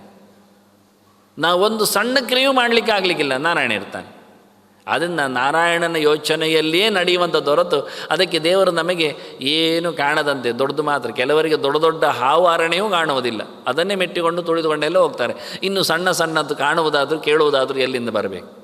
ಅದರಿಂದ ವಿಚಿತ್ರವಾದಂತಹ ಚಿಂತನೆ ಕೊಟ್ಟು ಈ ಸೃಷ್ಟಿಯ ವಿಭ್ರಮವನ್ನು, ಈಗ ಏನಾಯಿತು, ವಿನಾಯಕನು ಚತುರ್ಮುಖನ ಮಗ ಆಯಿತು, ಅಲ್ಲ ಶಿವನ ಮಗ ಆಯಿತು. ಚತುರ್ಮುಖನ ದೇಹದು ಹೌದಲ್ಲ, ಅಲ್ಲಿಂದಲೂ ಬಂದಿದ್ದಾನೆ ಅವನು, ಶಿವನ ಮಗ ಆಯಿತು. ಹೀಗೆ ಶಿವನ ವಿಸ್ತಾರವಾದಂತಹ ಪ್ರಪಂಚ, ದೊಡ್ಡ ಮಟ್ಟಿನ ರಚನೆ, ಈ ವಿಚಿತ್ರ ಉರು ರಚನೆ ಇದು ನೋಡಿಕೊಳ್ಳೆ. ಅಂದರೆ ಎಲ್ಲರಿಗೂ ಅನ್ವಯ ಉಂಟು, ಇಲ್ಲ ಅಲ್ಲ.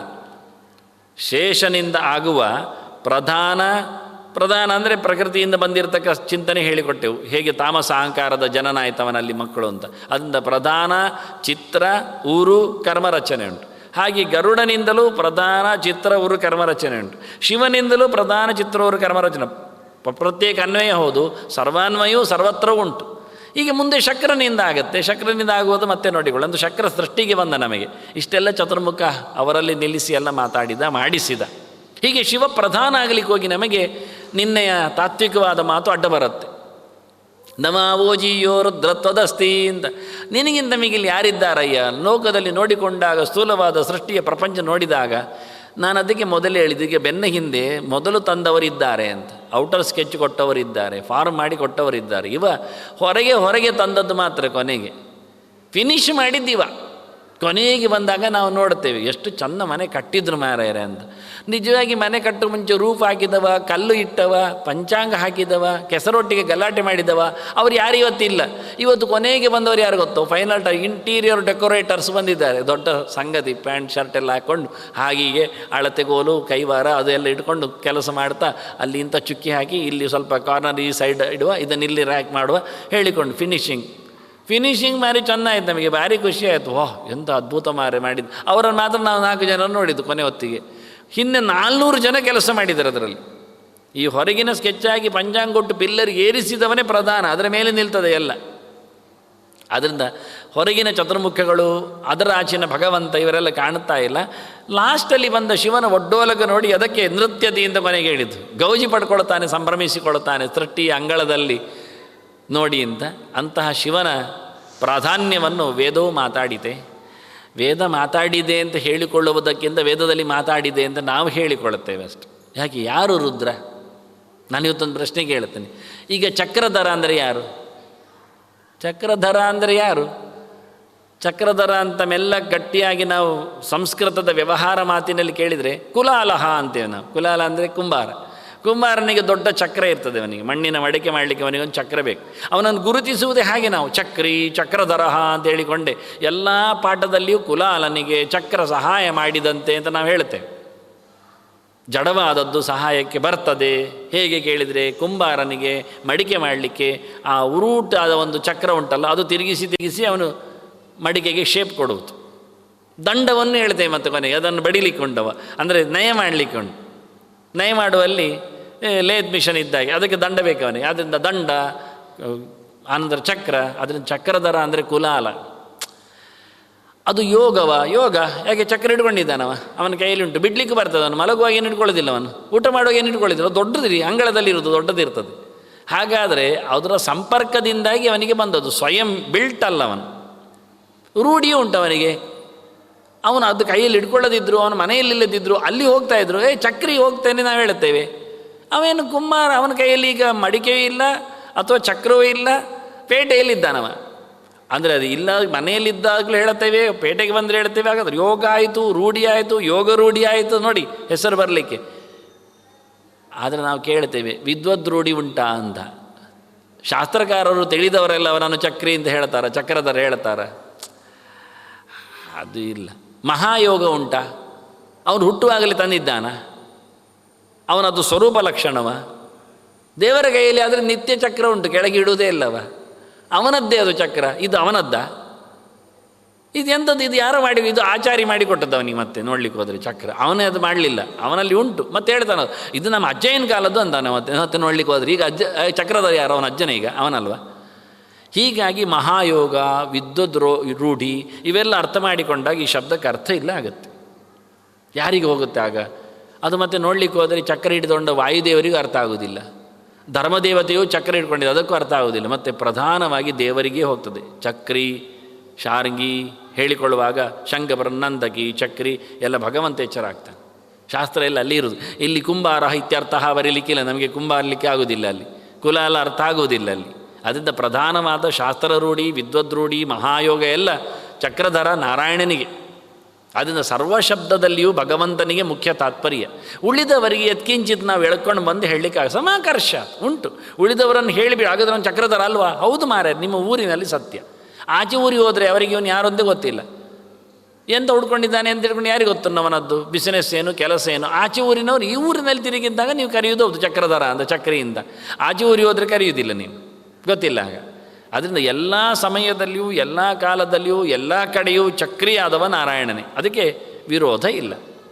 ಹೀಗೆ ಸರ್ವಶಬ್ದ ವಾಚ್ಯತ್ವವು, ಪ್ರಧಾನ ಅರ್ಥವು ದೇವರಲ್ಲಿ ಅನ್ವಯ ಆಗುತ್ತೆ. ಈ ಏಕೋ ರುದ್ರ ಅಂತ ಹೇಳಿಕೊಂಡಲ್ಲಿ ರುದ್ರನ ಮಹಿಮೆ ಹೇಳುವಾಗ ಮತ್ತೊಂದು ವಾಕ್ಯ ಬರುತ್ತೆ ಅಲ್ಲಿ. ಈ ರುದ್ರ ಶಬ್ದಾರ್ಥಗಳ ಬಗ್ಗೆ ಮಾತಾಡ್ತೇನೆ. ಅನೇಕ ವಾಕ್ಯಗಳಲ್ಲಿ ಬಂದಾಗೆಲ್ಲ ಸಾಯಣಾಚಾರ್ಯರೇ ಅನೇಕ ಕಡೆಯಲ್ಲಿ ರುದ್ರ ಅಂದರೆ ರೋದನಾತ್ ಅಂತ ಹೇಳ್ತಾ, ನಾನು ಅತ್ತ ಕಥೆ ಹೇಳಿದ್ದೇನೆ. ಅತ್ತ ರುದ್ರ ಬಂದ ತಕ್ಷಣ ಹೆಸರು ಹೇಳು ಅಂತ ಹೇಳಿದ, ಮಗದೊಂದು ಹೇಳು ಅಂತ ಅತ್ತ, ಹೀಗೆ ಒಂದು 8 ಸರ್ತಿ ಹತ್ತಿದ್ದಾನೆಲ್ಲ ಹೇಳಿದ್ದೆ ನಾನು. ಅದನ್ನು ರೋದನ ಮಾಡಿದ್ದರಿಂದ ಯದರೋದೀತ ರುದ್ರಸ್ಯ ರುದ್ರತ್ವಂ ಅಂತ ಶ್ರುತಿಯು ಗುರುತಿಸಿದೆ. ಅತ್ತದ್ದಕ್ಕಾಗಿ ಅವನಿಗೆ ರುದ್ರ ಅಂತ ಹೆಸರು ಅಂತ. ದೇವರು ಹತ್ತಿದ್ದಾನ? ಇಲ್ಲ. ದೇವರ ನಾವು ರುದ್ರ ಕರಿತೇವೆ ಅತ್ತದ್ದಕ್ಕೆಲ್ಲ. ಮತ್ತೆ ಹಾಗಾದ್ರೆ ಏನು? ಹಾಗೆ ಅತ್ತವರು ಯಾರು? ಮತ್ತು ಕೆಲವರು ಹೇಳೋದು ಅವನು ಅಳುವುದು ಅಂತ ಬೇಡ್ರಿ, ಹುಟ್ಟಿದಾಗ ಅತ್ತವನು ನಮಗೆ ದೊಡ್ಡದೇನ ಆಗೋದು ಹೇಗೆ? ಅಳಿಸುತ್ತಾನ, ಅದರಿಂದ ರುದ್ರ. ರೋದಯತೀತಿ ರುದ್ರ ಅಂತ ಜನರನ್ನು ಸಾವಿನ ದವಡೆಗೆ ದೂಡಿ ಮೃತ್ಯು ಬಂದಾಗ ಅವನು ಅಳಿಸುವುದರಿಂದ, ಅವನನ್ನು ರೋದನ ಮಾಡಿಸುವುದರಿಂದ ಅವನನ್ನು ರುದ್ರ ಅಂತ ಹೇಳ್ತೇವೆ. ಅದು ಅರ್ಥ ಕೊಟ್ಟರು ಅವರು. ಮತ್ತು ಅರ್ಥ ಮಾಡ್ತಾರೆ. ಇನ್ನೊಂದು ಕಡೆ ಬಂದಾಗ ಅದು ಅರ್ಥ ಆಗುವುದಿಲ್ಲ. ರೌತಿ ಇತಿ ರುದ್ರ ಅಂತೇಳಿ ಋಷಬ್ದೆ ಅಂತ ಉಪದೇಶ ಮಾಡ್ತಾನೆ, ಅದರಿಂದ ಅವನನ್ನು ರುದ್ರ ಹೇಳುತ್ತೇವೆ. ಈಗ ಉಪದೇಶಕರು ರುದ್ರ ಆಗ್ತಾರೆ. ಯಾರೂ ಆಗ್ಬೋದು ಈಗ ರುದ್ರ. ಉಪದೇಶ ಮಾಡುವವರೆಲ್ಲರೂ ಸಹ ರುದ್ರರಾಗಿ ಬರಲಿಕ್ಕೆ ಆಗತ್ತೆ.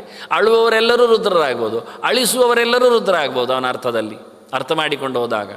ಮತ್ತು ಹೂವಟ ಬಂದಾಗ ಹೇಳ್ತಾನೆ ರೌತಿ ಎನ್ನುವುದು ಸರಿ, ಋಷಬ್ದೆ ಸರಿ, ಆದರೆ ಉಪದೇಶಕಲ್ಲ, ಸ್ತೋತ್ರ ಮಾಡುವುದರಿಂದ ಅಂತ, ಸ್ತುತಿಪಾಠಕ ಅಂತ. ದೇವರನ್ನು ಸ್ತುತಿಸುವವರೆಲ್ಲ ರುದ್ರರೀಗ. ಯಾರನ್ನು ಯಾರು ಸ್ತುತಿಸಿದ್ರು ರುದ್ರ ಆಗ್ತಾರೆ. ಯಾಕೆ? ಶಬ್ದ ಮಾಡುವುದರಿಂದ ಅಂತ. ಮತ್ತು ಮೈದರ ಹೇಳ್ತಾನೆ ಋಷಬ್ದೇ ಅರ್ಥ ಉಂಟು ಹೌದು, ಆದರೆ ರೌತಿ ಅಲ್ಲ, ಅವನು ರಾತಿ ಅಂತ, ಜ್ಞಾನವನ್ನು ಕೊಡ್ತಾನೆ ಅಂತ. ಜ್ಞಾನ ಕೊಡುವುದರಿಂದ ಅದು ರುದ್ರನಿಗೆ ಅನ್ವಯ ಆಗುತ್ತೆ. ಚಿಂತನೆ ಕೊಡು, ವಿದ್ಯಾ ಕಾಮಸ್ತುಗೆ ರಿಷಮ್ ಅಂತ.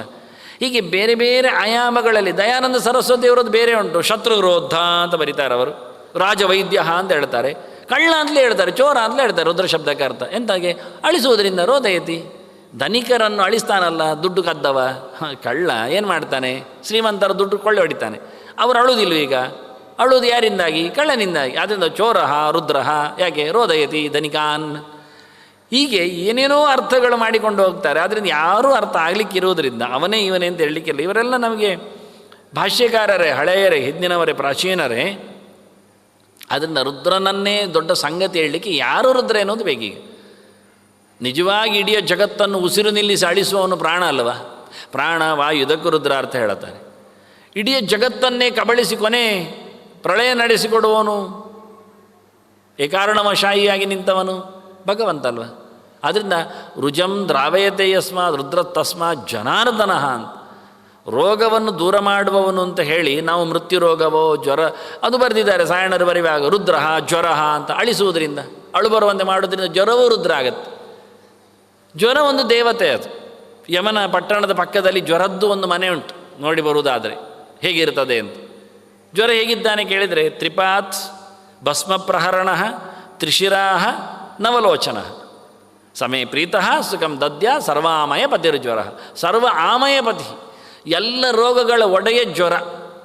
ಜ್ವರ ಬಂದರೆ ಮನುಷ್ಯನ, ಜ್ವರ ಅಂದರೆ ಟೆಂಪರೇಚರ್ ಚೇಂಜ್ ಆಗೋದು, ಆದ ತಕ್ಷಣ ಮನುಷ್ಯ ಎಲ್ಲ ಅವನದ್ದು ಸ್ನಾಯುಮಂಡಲ ನರಮಂಡಲ ಎಲ್ಲ ವೀಕ್ ಆಗಿ ಶುರುವಾಗುತ್ತೆ. ಸ್ವಲ್ಪ ಆದ ತಕ್ಷಣ ಅವನಿಗೆ ಮಂಡೆಗೆ ಹೋಗಿಬಿಡತ್ತೆ. ನಾ ಹೇಳಿದಿಲ್ಲ ಮಂಡೆ ಹಾಳು ಅಂತ, ಕೊನೆಗೆ ಮಂಡೆಗೆ ಯೋಚನೆ ಮಾಡಿದ ತಕ್ಷಣ ಮನುಷ್ಯ ಕಂಪ್ಲೀಟ್ ದುರ್ಬಲನಾಗಿ ಬಿಡುತ್ತಾನೆ, ಸರೆಂಡರ್ ಆಗಿ ಹೋಗ್ತಾನೆ ಜ್ವರಕ್ಕೆ.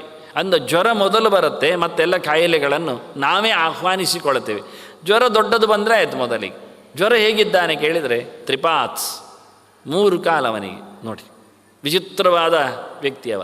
ಭಸ್ಮ ಪ್ರಹರಣ, ಅವನಿಗೆ ಆಯುಧಗಳು ಅಂತ ಕೇಳಿದರೆ ಆಯುಧ ಏನಿಲ್ಲ, ಮತ್ತೆ ಬೂದಿ ಹೂ ಮಾಡಿಬಿಡುದವನು, ಅಲ್ಲಿಗೆ ಮುಗಿದಿದೆ. ಅವನ ಕೈಲಿರೋದು ಭಸ್ಮ ಮಾತ್ರ. ತ್ರಿಶಿರಾಹ, 3 ಮಂಡೆ ಅವನಿಗೆ. ನವಲೋಚನ, ಒಂದೊಂದರಲ್ಲಿ 3 ಕಣ್ಣು, 9 ಕಣ್ಣು. 9 ಕಣ್ಣಿನ 3 ಕಾಲಿನ 3 ತಲೆಯ ಕೈಯಲ್ಲಿ ಬೂದಿ ಹಿಡ್ಕೊಂಡವ ಜ್ವರ. ಇದು ಚಿಂತನೆ ಮಾಡಿದರೆ ಎಲ್ಲರಿಗೂ ಜ್ವರ ಬರುವುದೇ ಇಲ್ಲ ಅಂತ. ನಾನು ಈ ಗೆರೆಯನ್ನು ನನ್ನ ನಿತ್ಯ ಸಮೀಕ್ಷಾದಲ್ಲಿ ಕೊಟ್ಟಿದ್ದೇನೆ, ದೇವ ಸಮೀಕ್ಷಾದಲ್ಲಿ ಕೊಟ್ಟಿದ್ದೇನೆ. ಪ್ರತಿನಿತ್ಯ ಏನೆಲ್ಲ ಶ್ಲೋಕಗಳು ಹೇಳಬಹುದು, ಎಲ್ಲರೂ ಯಾವುದನ್ನು ನೋಡಿ ಏನು ಹೇಳಲಿಕ್ಕೆ ಆಗುತ್ತೆ ಅನ್ನುವಲ್ಲಿ ಇನ್ನೊಂದು ಚಿಂತನೆಯನ್ನು ಮಾಡಿದ್ದೇನೆ. ಬಹಳ ಹಿಂದೆ ಕೊಟ್ಟಿದ್ದೇನೆ. ತ್ರಿಪಾದ್ ಭಸ್ಮ ಪ್ರಹರಣ ತ್ರಿಶಿರಾ ನವಲೋಚನ ಸಮೇ ಪ್ರೀತಃ ಸುಖಂ ದದ್ಯಾತ್ ಸರ್ವಾಮಯ ಪತಿ ಜ್ವರ. ನನಗವನು ಸುಖ ಕೊಡಲಿ, ಎಲ್ಲ ರೋಗಗಳ ಒಡೆಯ. ಇವನು ಶಿವನ ಭೃತ್ಯ. ಶೈವ ಜ್ವರ ಹೆಸರು ಇದಕ್ಕೆ, ಶಿವನ ಭೃತ್ಯ. ಮತ್ತು ವೈಷ್ಣವ ಜ್ವರ ಅದು ಉಂಟು, ಅದು ವಿಡ್ರೂ ಆಗಿದೆ. ಅದಿತ್ತು, ಕೃಷ್ಣ ಅದನ್ನು ತಂದಿದ್ದಾನೆ, ತನ್ನ ಬಾಯಿಂದ ಹೊರಗೆ ಹಾಕಿದ್ದಾನೆ, ಸೃಷ್ಟಿಯಾದದ್ದು ಬಾಯಿಂದ, ಅದನ್ನು ವಾಪಸ್ ತೊಗೊಂಡಿದ್ದಾನೆ ಬೇಡ ಅಂತ. ಲೋಕದಲ್ಲಿ ಕನ್ಫ್ಯೂಸ್ ಆಗೋದು ಬೇಡ. ಮತ್ತು ಇದು ಯಾವ ಜ್ವರ ಟೆಸ್ಟ್ ಮಾಡಲಿಕ್ಕೆ ಹೋಗೋದು. ಶೈವ ಜ್ವರ ನೋಡಿ ವೈಷ್ಣವ ಜ್ವರದ ಮದ್ದು ಚುಚ್ಚುವುದು, ವೈಷ್ಣವ ಜ್ವರ ನೋಡಿ ಶೈವ ಜ್ವರದ ಮದ್ದು ಚುಚ್ಚುವುದು. ಕೆಲವರಿಗೆ ವೈಷ್ಣವರಾಗುವುದಿಲ್ಲ ಹೇಳಿ ಅವರಿಗೆ ಶೈವ ಜ್ವರ ಚುಚ್ಚುವುದು, ಕೆಲವರು ಶೈವರಿಗೆ ವೈಷ್ಣವರಾಗೋದಿಲ್ಲ ಅವರಿಗೆ. ಈ ಕನ್ಫ್ಯೂಸು, ಈ ಗಲಾಟೆ, ಇದು ಬೇಡವೇ ಬೇಡ ಹೇಳಿಕೊಂಡು ಕೃಷ್ಣ ಶಿವನೇ ಕೇಳಿದ್ದು ಲೋಕದಲ್ಲಿ ಮತ್ತೆ ನಾಳೆಯಿಂದ ನಿನ್ನದು ಕಾಂಪಿಟೇಷನಲ್ಲಿ ಬರ್ತದೆ ದೇವರೇ, ನೀನು ವಿಡ್ರಾ ಮಾಡು ಅಂದ. ಆಯಿತು ಅಂದ ದೇವರು. ಇದು ಉಷಾ ಪರಿಣಯದ ಸಂದರ್ಭ, ಬಾಣಾಸುರನ ಕಾಳಗದಲ್ಲಿ ಆದ ಕತೆ. ಆ ಜ್ವರವನ್ನು ಕೃಷ್ಣ ತಾನೇ ನುಂಗಿ ಹಾಕಿಕೊಂಡ. ಇವತ್ತು ವೈಷ್ಣವ ಜ್ವರ ಇಲ್ಲ ಲೋಕದಲ್ಲಿ. ಎಲ್ಲಿಯಾದರೂ ಇದ್ದರೆ ಶಿವ ಸಂಬಂಧಿಯೇ, ಶಿವನ ಮೊರೆ ಹೊಂದಿದರೇನೆ ಖಂಡಿತವಾಗಿಯೂ ಮೃತ್ಯುಂಜಯ ಗೆಲ್ಲಿಕ್ಕೆ ಬರುತ್ತೆ. ಆ ನೆಲೆಯಲ್ಲಿ ಯೋಚನೆ ಮಾಡಿಕೊಂಡಾಗ ಅದಕ್ಕೆ ಶಿವ ಪ್ರಧಾನ ಕರ್ಮರಚನ ಬಂದತ್ತು. ಅವನ ಬಗ್ಗೆ ಮಾತಾಡುವಾಗ ಒಂದು ಮಾತಿತ್ತು, ಯೇ ಅನ್ಯೇಷು ವಿವಿಧ್ಯಂತಿ ಪಾತ್ರೇಷು ವಿಭತೊಂಜನಾನ್ ತೇಷಾಂ ಸಹಸ್ರಯೋಜನೆ ಅವಧನ್ವಾನಿ ತನಮಸಿ ಅಂತ. ಯೇ ಅನ್ಯೇಷು ವಿವಿಧ್ಯಂತಿ, ಊಟದಲ್ಲಿ, ಊಟದ ಪದಾರ್ಥಗಳಲ್ಲಿ ಎಲ್ಲ ಇಟಬಲ್ ಅಂದರು. ಅತ್ತಿತ್ಯನ್ನಂ, ತಿನ್ನುವಂಥದ್ದು. ಅನ್ಯೇಷು, ಆಹಾರ ಪದಾರ್ಥಗಳಲ್ಲಿ. ವಿವಿಧ್ಯಂತಿ, ನಮಗೆ ವೇಧ ಮಾಡುವವರು, ತೊಂದರೆ ಮಾಡುವವರು, ಹೊಡೆಯುವವರು. ವೇದನ ಅಂದರೆ ಹೊಡೆಯುವುದು ಅಂತ ಅರ್ಥ. ಹೊಡೆಯುವವರು, ಅದರಲ್ಲಿ ಹೆಚ್ಚು ಕಡಿಮೆ ಮಾಡುವವರು. ಪಾತ್ರೇಷು ಪಿಬತಃ ಜನಾನ್, ಇನ್ನು ಕುಡಿಯುವುದರಲ್ಲಿ, ಪಾನದಲ್ಲಿ. ಅನ್ನ ಪಾತ್ರೆ ಬೇಕಾಗಿಲ್ಲ, ಕೈಗೆ ಸಿಕ್ಕಿದ ಹಣ್ಣು ಕಿತ್ತ ಬಾಯಿಗೆ ಹಾಕ್ಕೊಂಡ, ಬಾಣ ಎಲೆಯಲ್ಲಿ ಬಿಟ್ಟ, ಅಂಬೊಡೆ ಬಾಯೊಳಗೆ ನುಂಗಿಸಿದ ದೊಂಡೆಗೆ. ಹಾಗೆ ನಮಗೆ ಪಾತ್ರೆ ಬೇಡ. ಪಾತ್ರೆ ಇಲ್ಲದೆ ನಾವು ಕೈಯಲ್ಲಿ ನುಂಗಿ ಹಾಕ್ತೇವೆ. ನೀರು ಸ್ವಲ್ಪ ಕಷ್ಟ ಉಂಡಿ, ಬೊಗಸೆಯಲ್ಲಿ ಎತ್ತಿಕೊಂಡು ಹೋದ್ರು ಸೋರ್ತದೆ, ಅದು ಕೆಳಗೆ ಸಿಗುವುದಿಲ್ಲ. ಆದ್ದರಿಂದ ನೀರಿಗಾಗುವಾಗ ಪಾತ್ರೆ ತರ್ತೇವೆ ನಾವು, ಹೊತ್ಕೊಂಡು ಹೋಗಲಿ, ಇಟ್ಕೊಂಡು ಹೋಗಲಿ, ಇಟ್ಕೊಳ್ಳಿಕ್ಕೆ. ಮತ್ತು ಕಮಂಡಲು ಬೇಕೇ. ಬೋಧಾಯನ ಸೂತ್ರಗಾರ ಹೇಳುವಾಗ ಹೇಳುತ್ತಾನೆ, ನಿತ್ಯ ಸೊತ್ತು ಇಟ್ಟುಕೊಂಡವ ನಿತ್ಯೋದಕಿ. ಅವ್ರು ಮೊದಲು ಶುರು ಮಾಡೋದೇ ಸೂತ್ರದಲ್ಲಿ ಆಗಿ ನಿತ್ಯೋದಕಿ ಅಂತಾನೆ. ಪ್ರತಿನಿತ್ಯ ಯಾರು ಕೈಯಲ್ಲಿ ಕಮಂಡಲು ಇಟ್ಟುಕೊಂಡಿರ್ತಾನೆ, ಜಲಪಾತ್ರೆ ಯಾರಿರ್ತದೆ, ಅವನು ನಿಜವಾಗಿ ಬ್ರಹ್ಮಲೋಕ ಸ್ನಾತಿ ಹೇಳ್ತಾನೆ. ಅವನು ಅಲ್ಲಿವರೆಗೆ ಹೇಳ್ತಾನೆ, ಭಗವಂತನೆಡೆಗೆ ಸಾಗಲಿಕ್ಕೆ ಜಲಪಾತ್ರೆ ಅವನ ಕೈಯಲ್ಲಿ ಯಾವತ್ತೂ ಬೇಕು ಅಂತ. ಆಚೀಚೆ ಹೋಗುವಾಗ, ಇಟ್ಟುಕೊಳ್ಳುವಾಗ, ಎಲ್ಲ ಕಡೆಯಲ್ಲಿ ಅವನ ಕೈಯಲ್ಲಿ ನೀರು. ಅದರಿಂದ ಕಮಂಡಲು ಬಹಳ ಪ್ರಧಾನ. ಅದು ಕಮಂಡಲು ಶಬ್ದ. ಕಮಂಡಲುವಿನ ಬಗ್ಗೆ ಸುಮಾರು ಮಾತುಗಳು ಬರ್ತವೆ. ಅದನ್ನು ನಾನು ನನ್ನ 3ನೆಯ ಸಮೀಕ್ಷೆದಲ್ಲಿ ಇಟ್ಟುಕೊಂಡಿದ್ದೇನೆ. ನಾನು ಹೇಳಿದೆ ಸಂಧ್ಯಾ ಸಮೀಕ್ಷೆ ಭಾಳ ದೊಡ್ಡದಾಗತ್ತೆ, ಪೂರ ಬರಲಿಕ್ಕೆ ಅಲ್ಲಿ ಗಿಂಡಿ ತೋರಿಸಿದ್ದೇನೆ ಇರಬೇಕು ಅಂತ, ಪ್ರಮಾಣಗಳ ರಾಶಿಯನ್ನು ಸಿಕ್ಕಿಸಲಿಲ್ಲ, ತೆಗೆದಿಟ್ಟಿದ್ದೇನೆ ಅಲ್ಲಿ. ಹಾಗಾಗಿ ಕಮಂಡಲು ನಿತ್ಯ ಇರಲೇಬೇಕು, ದ್ವಿಮುಖಿ ಮನುಷ್ಯನದ್ದು. ಹೀಗೆ ನೀರು ಬೇಕೇ, ಆದರೆ ಪಾತ್ರೇಶು ಪಿಬತೋ ಜನಾನ್, ಆ ಪಾತ್ರೆಗಳಲ್ಲಿಯೂ ವಿವಿಧ್ಯಂತಿ, ಆ ನೀರಿನಲ್ಲಿ ಹೊಡಿತಾರೆ. ಅದನ್ನು ಎಲ್ಲ ದುಷ್ಟಶಕ್ತಿಗಳನ್ನು, ರುದ್ರರನ್ನು, ತೇಷಾಂ ಸಹಸ್ರ ಯೋಜನೆ ಅವಧನ್ವಾನಿ ತನಮಸಿನ್, ಅಂಥವರನ್ನು ನಾನು 100 ಯೋಜನದಾಚೆಗೆ 1000 ಮೈಲು ದೂರದಲ್ಲೇ ದೂಡ್ತೇನೆ, ಹೊಡಿತೇನೆ ಅಂತ. ಇಲ್ಲಿ ಬಾರದಂತೆ ಮಾಡುತ್ತೇನೆ, ಅವರಿಗೋಸ್ಕರ ಬಿಲ್ ಹಿಡಿದು ಸದ್ದು ಮಾಡುತ್ತೇನೆ, ಅದರ ಹಗ್ಗ ಎಳೆದು ಅವರಿಗೆ ನಾನು ಬೆದರಿಸ್ತೇನೆ ಅಂತ. ಹಾಗೆ ಸುತ್ತಮುತ್ತಲೂ ಕೂತು ನಮ್ಮನ್ನು ನುಂಗಿ ಕಬಳಿಸುವ ಎಲ್ಲ ರೌದ್ರ ಶಕ್ತಿಗಳಿವೆ. ಆದ್ದರಿಂದ ರುದ್ರ ಎಲ್ಲೆಡೆ ವ್ಯಾಪಿಸಿದ ಅರ್ಥ.